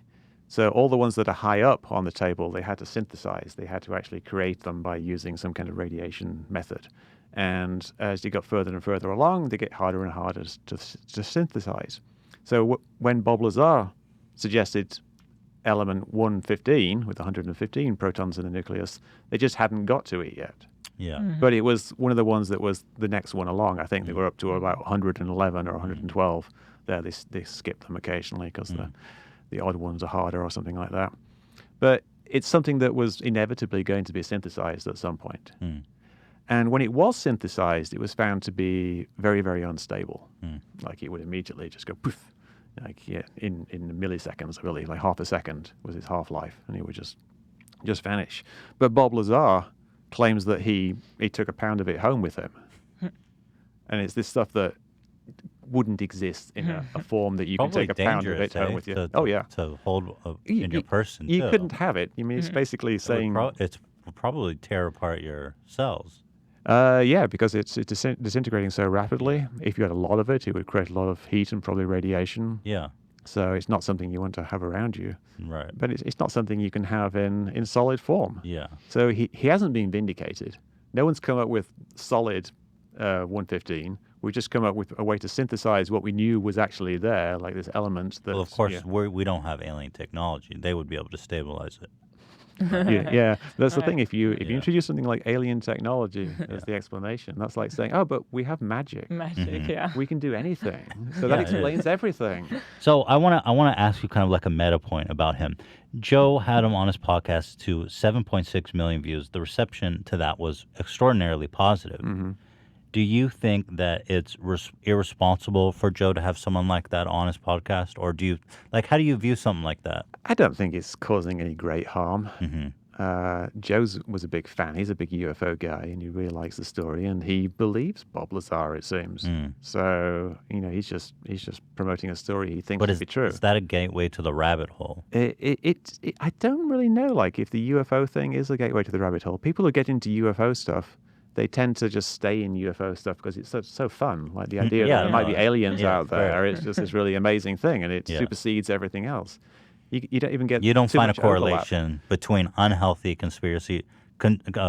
conspiratorial thinking and people who generally are into the UFO. There's probably some overlap. Sure. That you go from one to the other. But a lot of the people I talk to in, say, 9/11, they'll say that I investigate UFOs because I'm trying to discredit the 9/11 truth movement. They view UFOlogy as being this ridiculous thing that no one should look at. And then the people who the truthers. Yeah, the truthers think that. Then the UFO people, they all think that the truthers are completely crazy and that I shouldn't be putting them in the same boat as truthers. Interesting. So I can't win there. Normally you get a gradation where one is more extreme than the other. But here you've got kind of two non-overlapping areas. So there's also conspiracy shaming. Conspiracy shaming. Yeah, my conspiracy is better than your Oh, that's conspiracy. funny. His claims are pretty extraordinary. I mean, I'd love for it to be true. It sounds fantastic. Like he says that he lived he worked in a facility just outside Area 51. They had caves, basically dug into the side of a mountain. He worked on flying saucers. He worked on the specific one called the sports model, which was manufactured out of a metallic substance similar in appearance and touch to stainless steel, but apparently had some other property to it than that, right? Well, Stainless steel, that doesn't sound like fantastic. Yeah, well, I don't know. You'd obviously have to have some kind of weird... the thing about the things that he's suggesting is it's some way of bending gravity. To propel. Bending space-time, essentially, which is the same thing as gravity. Which is popular, in sci-fi. And exactly. It's not a new concept, certainly. No, and it would have been something he would have been aware of when he wrote these things. I think essentially he made it all up. Do you think that he has drank his own Kool-Aid, or do you think he's kind of just doing a social experiment? I think it probably started out just him having fun, making stuff up. But over time... He's made a life out of it. I think he might even have been telling the same thing so long that he kind of believes that something happened. Right. Because it goes into so much detail. Yeah, but it's telling the same story over and over again. There's not really that much there. He's got a picture in his head of what he thinks these sources look like. You'll hear him talk about the same things over and over again. Like he had a hatch here, it had a honeycomb, it was had a half dome, and I did this. He's just telling you the same story. So he has a story down pat, and he's repeating it. But it doesn't add up. And there's other things as well. Like he claimed he went to, I think it was Harvard or Stanford. That's my favorite thing. He claimed he went to both MIT and Caltech. Oh, okay. However, both schools have no record of him attending, which of course he claims that the government erased his academic record to discredit him. And that should be excuse. just a big red That's a flag. big red there. flag. Yeah. Yeah. But you can't Isn't that great? attend 2 schools for many years and have no There's no record of it. pictures, there's no Also, clubs. Nobody So knew you. why would Who was they there? erase everything you've done, but they'll let you go out there and Go on talk? Joe Rogan and talk. Yeah. That's very funny. Yeah, why didn't they go back and get their pound Well, why not of, just kill him? Exactly. If Yeah. the government is that Basically, nefarious, yeah. just throw him off the side of the flat earth. Yeah, it makes no sense.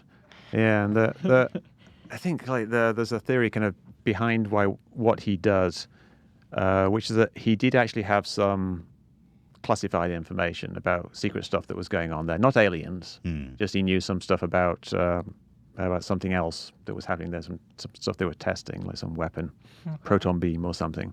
And when he gave this crazy story out to people, the powers that be thought it was better for him to keep giving out this crazy story rather than giving the truth of what's actually going on there. So they figured, as long as he's just saying this stuff, that's fine. We don't have to do anything. So that's a deeper conspiracy that suggests that he's colluded with the government. Yeah, it's not really a conspiracy. It's just they're leaving him alone Oh, because he to sounds do a it. little They're not. cuckoo. Yeah, because they don't want to have to take more drastic action. I see. But, Yeah, I love the MIT Caltech story. yeah, that seems so obvious to me. It's like, how do you? Just Yeah, making that up. Come Because on. you would be able to check that stuff. Just don't even lie about your education. Just say, Yeah. I'm self-taught. Yeah, which essentially he was. He was a smart guy. He's a smart guy. Sure. He does physics. He does chemistry. He runs a store where you can buy all kinds of weird chemicals. There's other weird stuff in his past, like he once installed a closed circuit TV system in a brothel, and he got arrested for some kind of thing related to this brothel in Nevada. I Oh, guess. right. Yeah, I read about that too. He was Yeah. he's associated with the brothels. Yeah, but you can't. is fine, You yeah. can't. You can't But blame he- people for their mistakes in the past. Sure. But Yeah. it's weird stuff. You know, This it's a is his big actual picture. past, but he prefers people to look at this imaginary tenure at wherever MIT and Caltech. He also claims that he read briefing documents describing the historical involvement with Earth for the past 10,000 years by extraterrestrial beings called gray aliens. These aliens are from a planet orbiting the twin binary star system Zeta Reticuli. More like Zeta Ridiculous. Have you heard that before? Yes, I have. Yeah, I imagine that's probably Is it Zeta Reticuli or Reticuli? It's R-E-T. Reticuli. Yeah, probably. yeah. So that's, I think that actually comes from earlier UFO stories. I think I'm not entirely sure, but I think it was Barney and Betty Hill with these famous UFO abductees, and they claimed that the aliens had talked to them, and they said they came from Zeta Reticuli. And so he would have heard this. And so he's picking up this same thing. Sounds great. It's something that would have been So going specific. around in UFO circles. Yeah. That this is the place where the grey aliens come from. So everyone get your story straight when you need to talk to people. Right, yeah. So what do you think goes on in Area 51 then, if anything? I think they test advanced weapons and stuff. Like they build Aircrafts, planes, weapons. they test planes. They a lot of the stuff isn't just simply like building planes. It's building the systems and the weapons that go on the planes. Stuff Well, like why- radar and things like that. Why would you need, thousands of miles of empty acreage of desert? In case your plane crashes. Plane crash, weapon test. Yeah, there's a whole bunch of different sites out there. There's sites for testing munitions and things, and then there's ranges where they shoot things. But if you're going to do stuff like shoot a rocket up, you wouldn't. First of all, you wouldn't have a buffer zone so people can't stand on the edge outside the fence and on a stepladder and take a photo of things. Right. So you've got to have miles and miles around you that just keep you from everywhere else. Right. And you wouldn't have lots of options for doing various things like different terrain and whatnot. So this is something that was recently declassified. New reporting this morning on by the Air Force. Like they had recently unveiled that they were spending $22 million in investigating UFOs because it was happening quite frequently that members of the Air Force were seeing unidentified objects moving in really inexplicable ways. For example, this video here. Unidentified flying objects in our airspace. Yeah. The New York Times speaking with 5 Navy pilots who've all said they've encountered UFOs during training missions up and down the East Coast. The pilots even noting that the objects were accelerating to hypersonic speed, making sudden stops and instantaneous turns, something beyond the physical limits of a human crew. Clearly, there's nothing more that we're footage used to seeing here. up there. We submitted a safety report saying that there was an unidentified object in our working space, and we don't know what to do. This on the eve of a new History Channel series called Unidentified, Inside America's this just turned into an ad. Let's close that. Yeah, so that video there is called the gimbal video, and that video and the other 2 videos there you've seen there is stuff that I've done a lot of work on.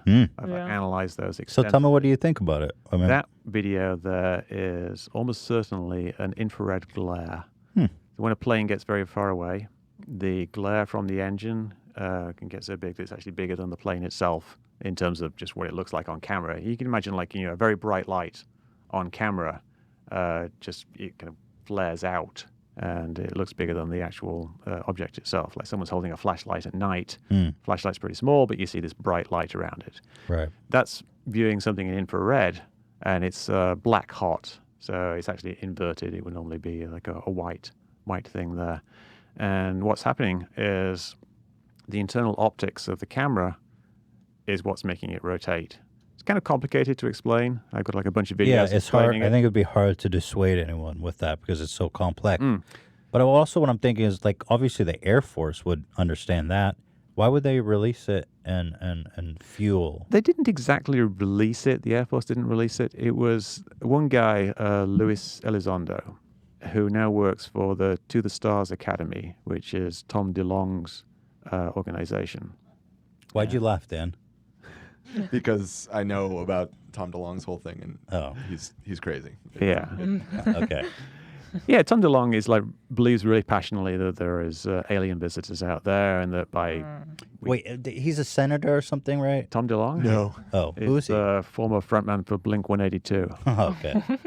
As credible as it gets. Yeah, That's why I laugh. Yeah. Because I know there was I had been reading that there was a member of Congress that was responsible for this $22 million Harry fund. Reid. Yeah. Harry Reid, the senator from Nevada, I Is it believe. Harry Reid? Yeah, it is. I mean, the leader of whatever he was. Wasn't it speculated to be somewhat of a corrupt thing because he knew? It was. The money went to essentially rob Bigelow. Bigelow Airspace. Bigelow's got contracts with NASA to make inflatable habitats for the space station. So he's a real legit person. But he also has a very strong interest in UFOs and things. And he kind of shares this interest with Harry Reid, who's his friend. And so Harry Reid set this thing up, and Bigelow became the recipient of a lot of this stuff, and some of it Pretty went shady. into, like reporting UFOs and stuff, setting up a database, and But also just giving $22 million to your friend. yeah. Well, I don't. Yeah, Your friend's company. it's certainly something that I would encourage people to look into, but I'm not going to point any fingers without knowing exactly what went on. It was a proper contract. It was awarded to Bigelow. And it's just a standard type of government pork, essentially. I see. Somebody got something for their friend. Happens all the time. Like you get a bridge built in your hometown or whatever.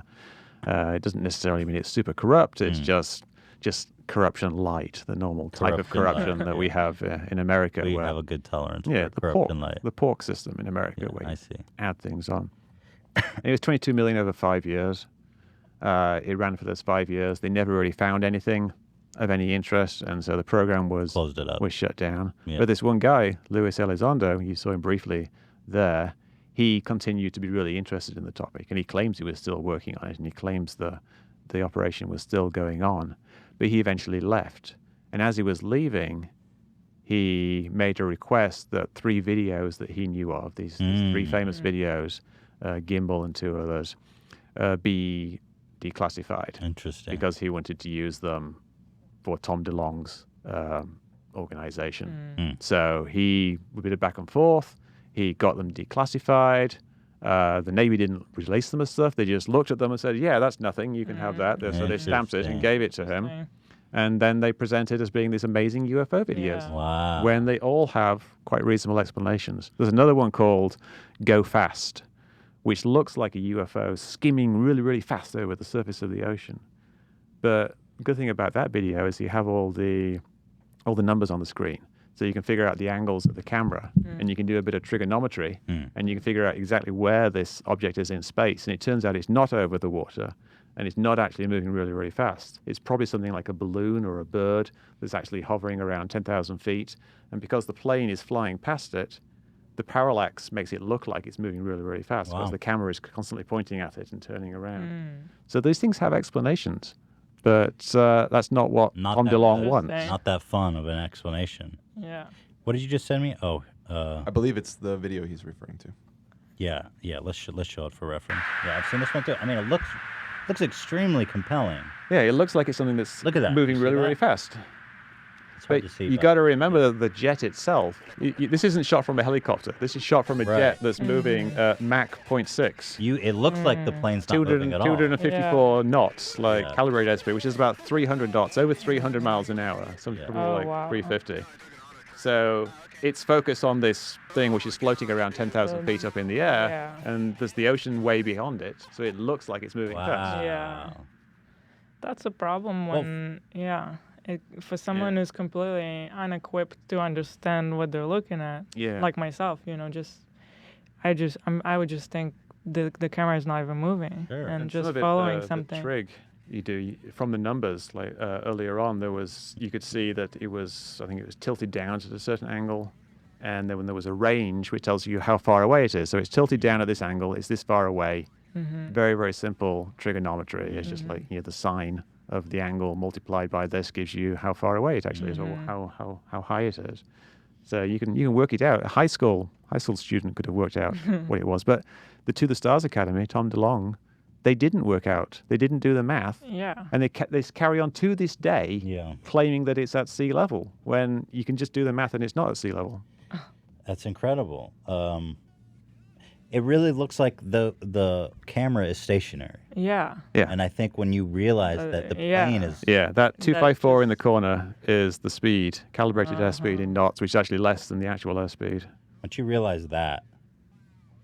And you're being viewed from 25,000 feet. It's 3.4 nautical miles away and angled down at 22 degrees. So you can just work out from that where it is, and it works out at around 13,000 feet, which is about halfway to the ocean. Certainly these pilots must see stuff like this all the time, if it's just like a bird or a balloon. And by the something. way, remember that's what it said about that other video.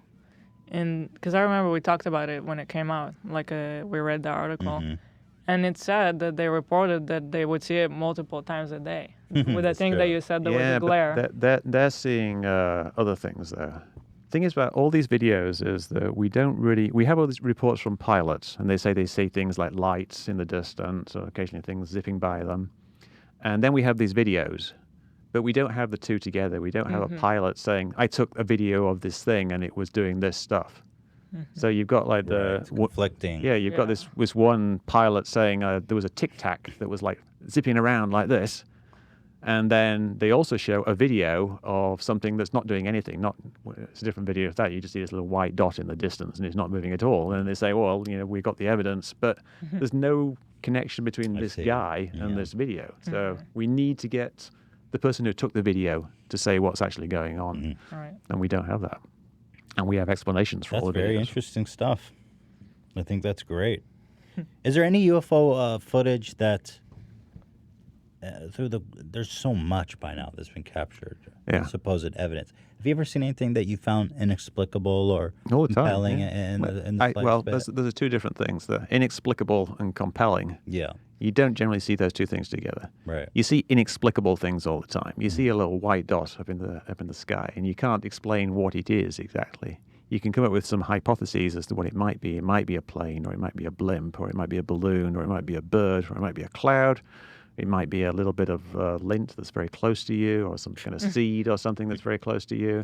You could be having a temporary brainstorm or something, and your visual system's messed up. So there's all kinds of things that things might be. But often you can't figure out what it is. So the fact that we have UFO videos that are not identified is going to be a given. UFOs exist at the boundary between identifiable and not identifiable. So they're just a little bit beyond. If we could zoom in on the things, you can identify them. So as camera technology has improved recently, UFOs tend to get further and further away. We used to get photos of UFOs which were just like hovering over people's houses. But now we get ones that are like hovering over a nearby mountain because we've got these super zoom cameras that can zoom in all the way, and we're all carrying around like high definition 4K cameras in our pockets. So the boundary at which UFOs exist has somehow shifted further and further away as camera technology has improved, because we're able now to identify all these things that are closer. If I was to take a photo with my iPhone, it's such high resolution you can tell what things are. Whereas when people were taking pictures with their Kodak Instamatic, it was just this blurry little blob. Do you think there's a problem with the theory of aliens visiting the Earth to begin with? Yeah. Is that a plausible theory at all? It's a possible theory. I wouldn't call it a plausible theory. You got to look at the evidence for the existence of aliens to start off with.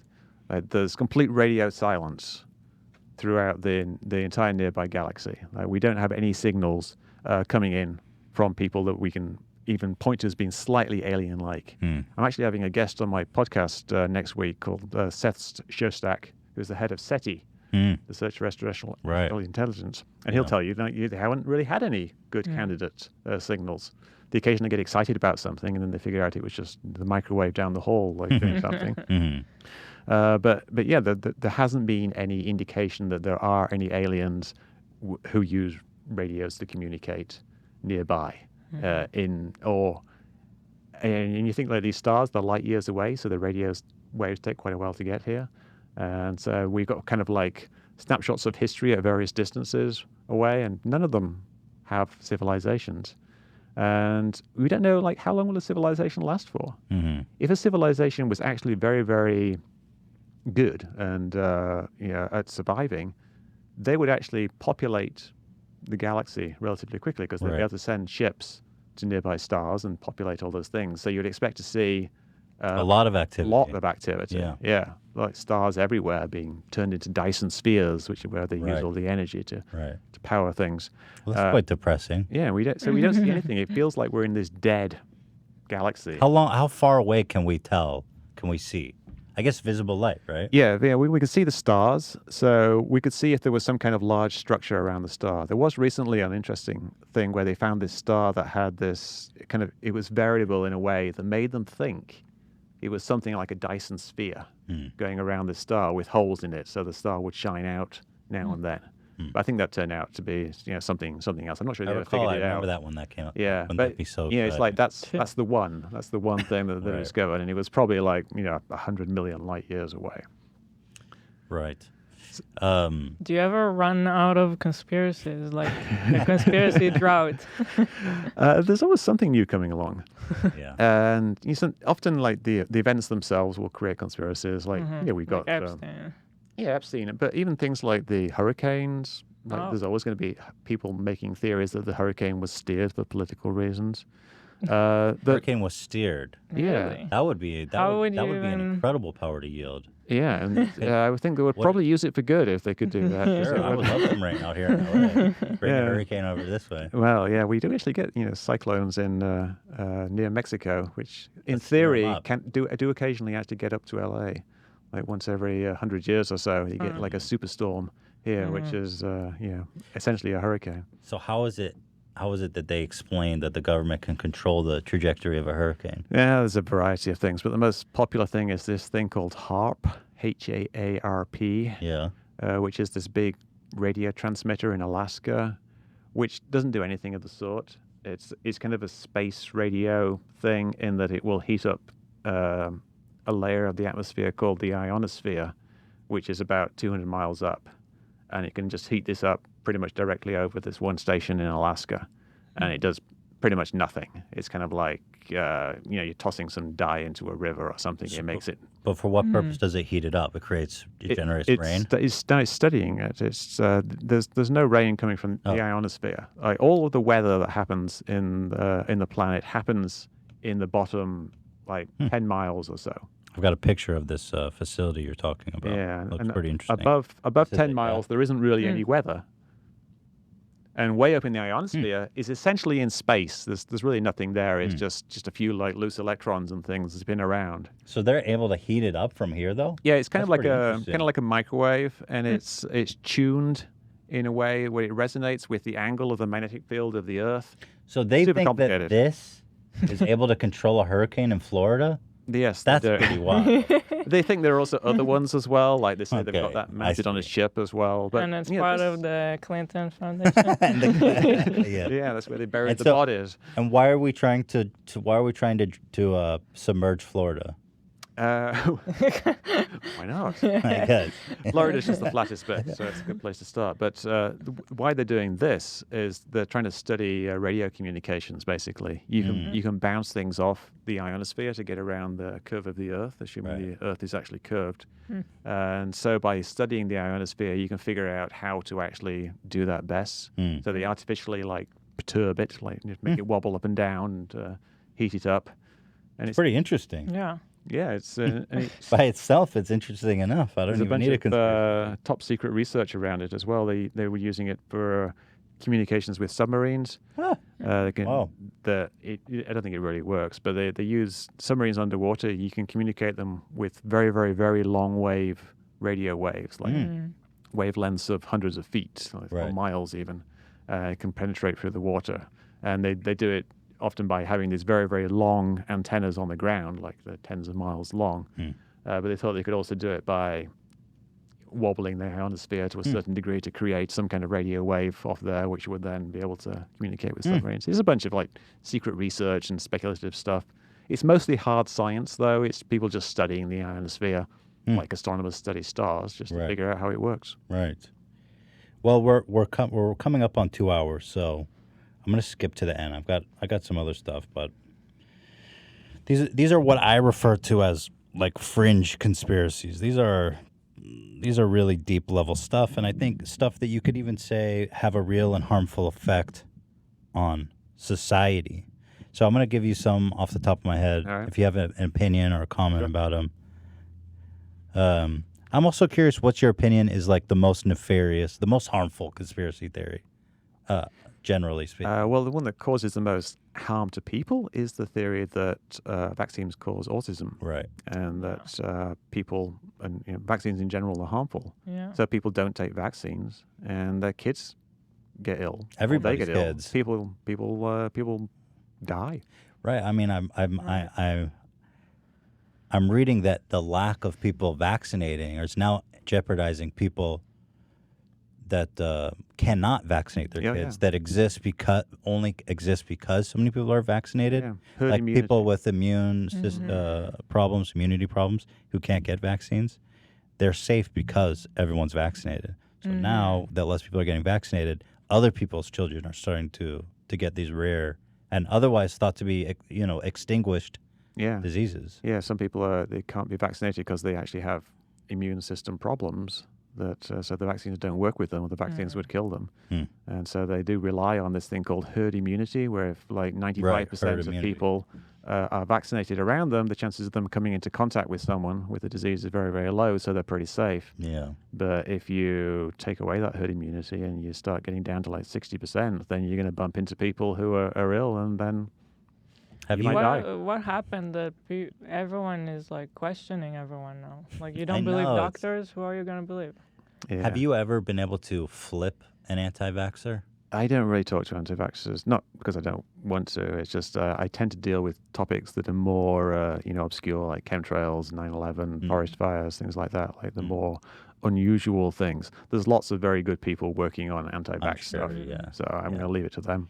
So I've got anti-vax. I've got QAnon.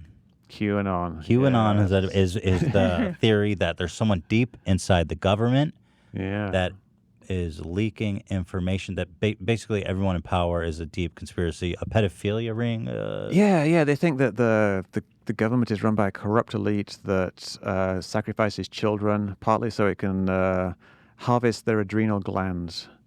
Oh. Because it's this thing, adrenochrome, which makes them like forever young. Wow. It's the thing the adrenal glands secrete. So they torture children, which makes more adrenochrome, and then they take out the adrenochrome, and then they throw away the children, and then they inject themselves, and they live forever. Well, I imagine actually believing that. I mean, how horrific of a thing to think is going on around you. Yeah.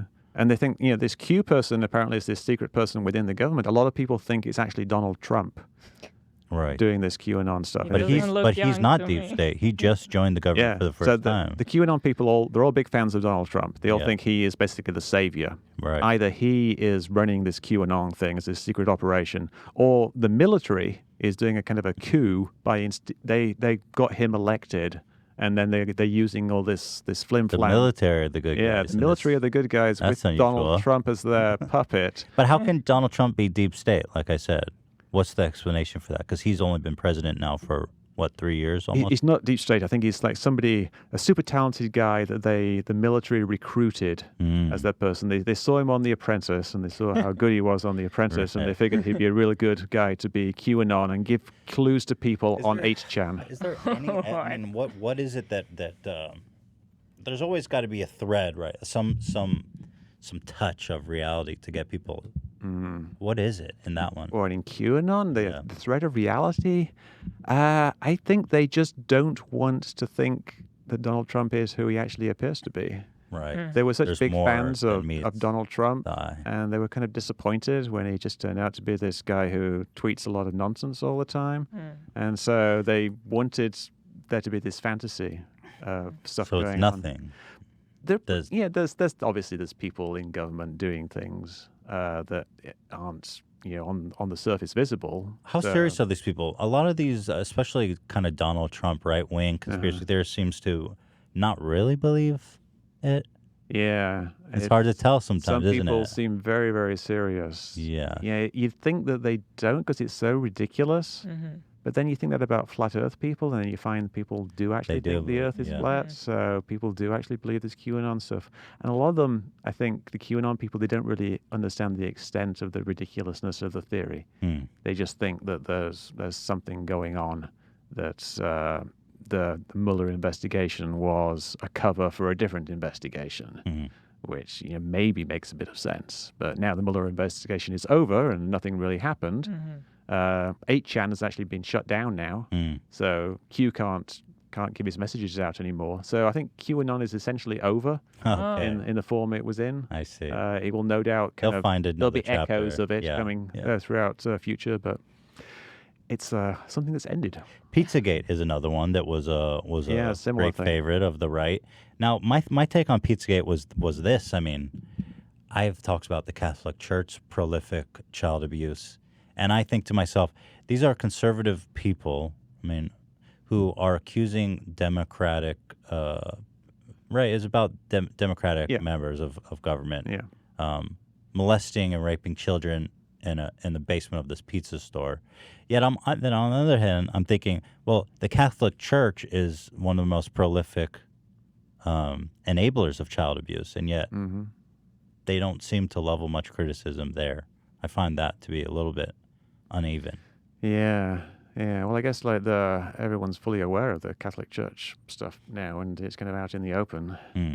So do you criticize the Pope for he's stood up against the thing? So I don't know if that's a good analogy, because they're saying there's this secret thing going on where these people are secretly doing this, and it's actively going on right now in the basement of Comic Ping Pong, I think, or Comic Pizza in DC, which doesn't actually have a basement. Right. As the guy found out when he tried to go went there in with a weapon. Yeah, tried to free rescue all the kids. And there's no basement. He shot into a room and he ended up just shooting a computer or something, and it was in the. He could have killed someone. Of course. So this is where conspiracy theories can be harmful. Yeah. People take them so seriously that they get a gun and go somewhere. Absolutely. And why shouldn't they if they truly believe that, right? I mean, that's the part. He was trying to rescue children. He was trying to do good. What better intention is there it's than wonderful, that? good guy, but he got it completely wrong. Yeah. And he shouldn't have done it. Yeah. Sandy Hook, one of the most probably nefarious conspiracy theories of all. Tons of children were murdered by a psycho. Yet there was a large populace of people that thought it was all a fake to enable gun laws. Is that right? Yeah. Which apparently didn't work. No, anyway, nobody wanted to do it anyway. Whenever something like this happens, people buy more guns. Yeah. I mean, you could almost say like the NRA is behind it, because what happens is gun legislation does not change, and people buy a lot more guns, and so there's more guns out there. It makes it harder for them to take away all the guns. So. Yeah, these Makes no actor theories don't ever make sense. You see it every time there's a shooting. Yeah. And you see it every time there's no actual meaningful change done to the legislation. So I don't really get that theory. Yeah, and see, like, people like Shane Dawson talked about that, and he was repeating some of the stuff that people put around. He brought up some stuff on our podcast, like the dad laughing. Yeah, and I just really don't think it's ridiculous. That guy's called Robbie Parker, the guy he's referring to, and let's remember these are people who, let's just give them the benefit of the doubt, have had their children horrifically murdered. Yeah, a few days earlier, it was at his daughter's funeral, and he was going to speak, but before he got to the microphone, he was talking to somebody and he laughed. So you see him laughing, and then he comes to the microphone and is all serious. Right.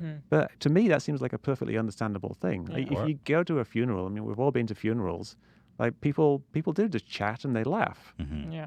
You don't spend your entire. He's a human being. You're Yeah, not it's a human crying being. 24/7. You get taken out of your head for a moment, and things feel like they're normal, and so you just talk and you make a joke or whatever, and you laugh. Yeah. And then you've got to go and stand in front of a microphone and talk about your dead daughter. But certainly that is an extraordinary claim supported simply by a dude laughing. Yeah. I mean, come on. It's ridiculous. But you really, I feel like in that case, you have to think maybe of the consequence of making claims like that. Right.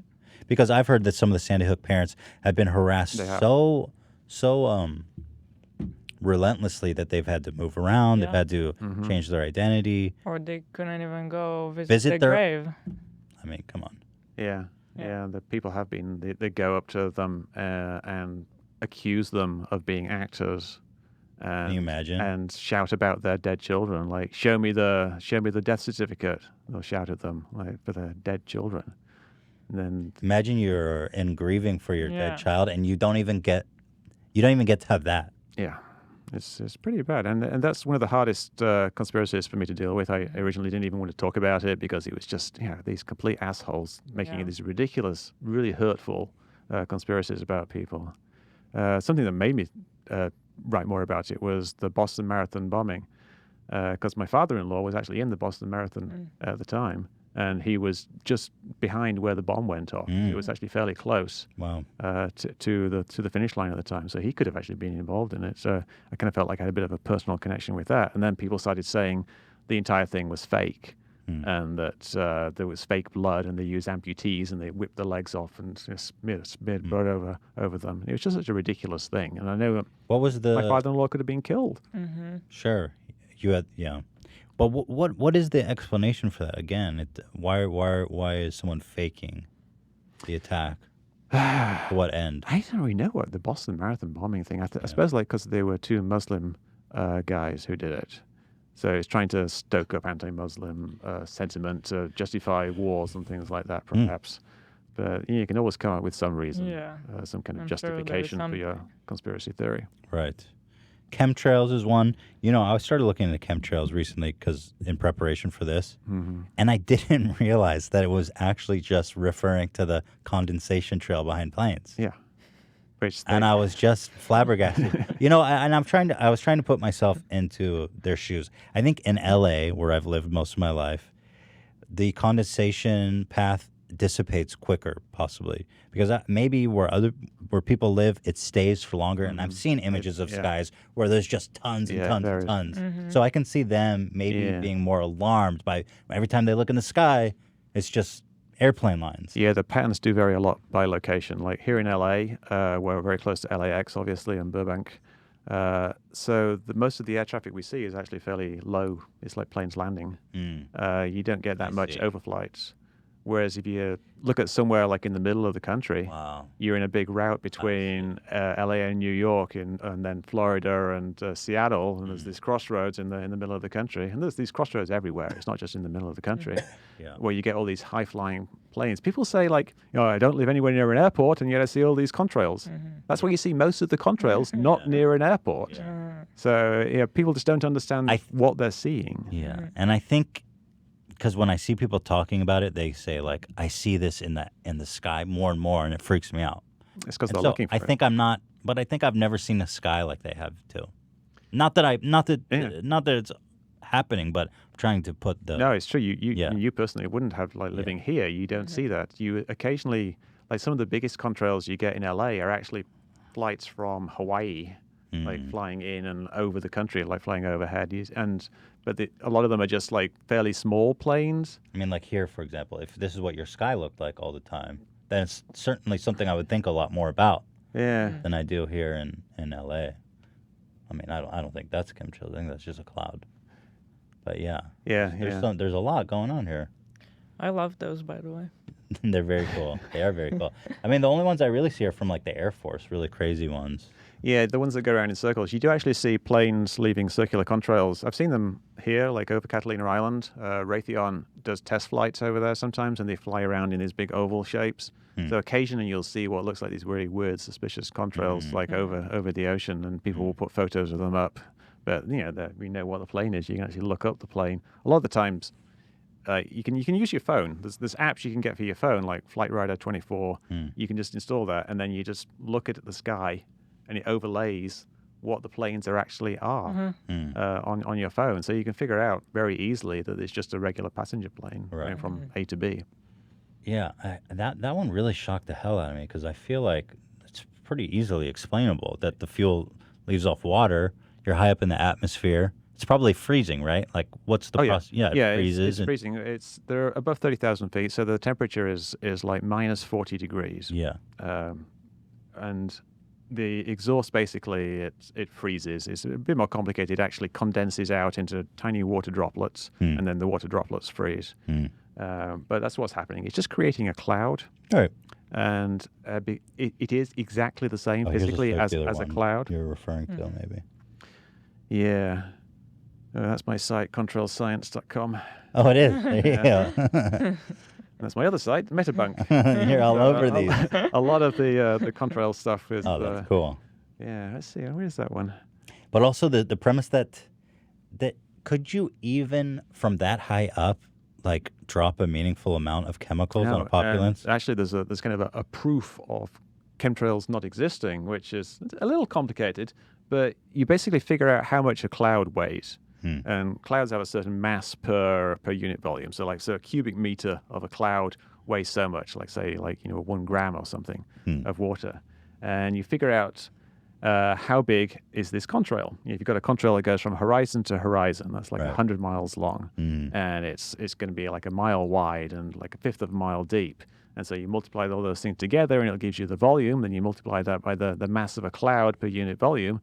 It tells you the mass of material that would be required to make that contrail. And it ends up being way, way, way more than the mass of a fully loaded plane. There's no way you could actually make that type of visible cloud by spraying stuff out of the back. Yeah. The only way you can make it is by essentially triggering cloud formation, which then grows. So interesting. The air is what they call ice supersaturated.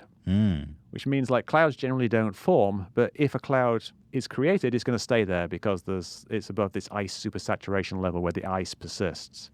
So when you trigger the formation of a contrail, it will actually grow, and more ice gets layered onto these ice crystals, and so they get thicker and thicker, and eventually it becomes this thing that's over 1,000 times more water in it than what came out of the plane. Interesting. How cool. So you would need a very big plane. Yeah, it's basically impossible. Yeah. You couldn't do it at all because the plane wouldn't be able to fly, and why would you don't need to, because it makes it anyway. It's making Well, it if you had brain controlled chemicals, you would probably just put it in the water supply. Why drop it out of the? Well, the theory is they're plane? using it to change the climate. Oh. That's a popular theory. The whole brain control thing is kind of a 90s That's theory. fringe. Okay. Yeah. So why are we changing the climate? Because it's too hot. It's too hot. Yeah. Oh, that seems like a good thing. Yes, it would be. What's the big secret? Yeah, I'm not entirely sure. It's like they because they're doing it secretly. Apparently, this is the I theory encourage is them. that it's this covert geoengineering. Some people think that they're actually heating up the planet to fake global warming. Okay. Some people think that they're trying to cool down the planet to fix global warming. Maybe they're doing both, and that's why we're not seeing much maybe of an there's impact. competing. Yeah. Contrails do actually during the day they will cool down the planet. Yeah, but at night they warm it up because they act as an insulating blanket. Right. So certainly the effect of that on is average, negligible. on average, no, it's actually not. It's Is it actually really? it's actually significant, and it's one of the things that the IPCC, the International Panel on Climate Change, they're actually concerned about this. Really? It's a little chunk of the factors that are raising the temperature. Wow. Yeah, so that's something that they're looking into, trying to have more contrails during the day and less contrails at night as a way of actually helping. Interesting. That's fascinating. Yeah. There's one other one that I'm seeing actually was suggested to us, that the government has a cure for cancer and AIDS, etc. It already exists, but it isn't made public because they want people to die, or there's too much money to be made in curing chronic diseases. Yeah. Well, obviously there can't be any evidence for that one. No, there's patented cures for cancer. If you go to Google and search for patents, you will find things. And there's a famous one. There's a number that they give, and they say, "Look up patent something other," and it's got this cure for cancer, or it's a cure for AIDS. But it's kind of this magic thing where little magic beams zap your cancer molecules. And I did a whole piece on it on Debunking. But people think that they have these cures for cancer. There's really no evidence whatsoever that these cures exist. Patents don't mean something works. Mm-hmm. A patent means somebody anyone had can an get idea. that, yeah. And the idea is if it worked, it would be great. Mm-hmm. But there's no actual evidence that this thing works. And if you read the patent, it's just completely ridiculous. And if you know anything about cancer, you would know that they're all different diseases that would require a different care. Yeah, and the idea that people would suppress a cure for cancer just to make a bit of pretty money. evil. So dark. It is That's so as evil as it ridiculous. gets. Yeah. I mean, cancer is a horrible thing. How many people are involved in researching and finding a cure for cancer and then collectively deciding Yeah. to hide it? And it's not just, people have this perspective, I think, of America, but really you've got to think of the entire world. The scientists around the entire world are searching for cures for cancer, and they're not all conspiring to hide it. They're actually looking for the cure, and if it was there, that they would tell people about it and win the Nobel Peace Prize. It would be the best thing ever if they found a cure for cancer. It's a real dark reality. I know. It's so for weird. these people. Yeah. Who choose that. I think that's important to think when you think of these conspiratorial individuals, that they really living in a dark, paranoid, awful world. I believe that stuff too. And that's partly why I try to help them. You bring people out of that, and they can see the light to a degree. They can improve their lives. So I have one final question then before we go is, many people report on the existence of ghosts and supernatural beings. I'm not a believer personally, but one segment we do on this podcast is we'll ask our guests, do you have any ghost stories or supernormal experiences? And you'll find that a lot of people, a big percentage of people, do have a story or an incident, and they are strong believers in ghosts or UFOs or something. And these are people that are trustworthy, people that we know, and they give earnest anecdotes of encountering something supernatural like that. So how do we explain away this collective and earnest anecdotes of people that we trust? Well, these are people who had an experience that they can't explain. And so for them, it's not too much of a reach for them to say, like, I had this experience, like I talked to God or whatever, or I saw a ghost, and this happened to me. And for them, it's very, very real. Like, I've had experiences which convinced me at the time that I had supernatural powers. Like when I was younger, I guessed 2 numbers in a school raffle, one after the other. And for years afterwards, I was convinced that I actually did that, that I actually gave these numbers out.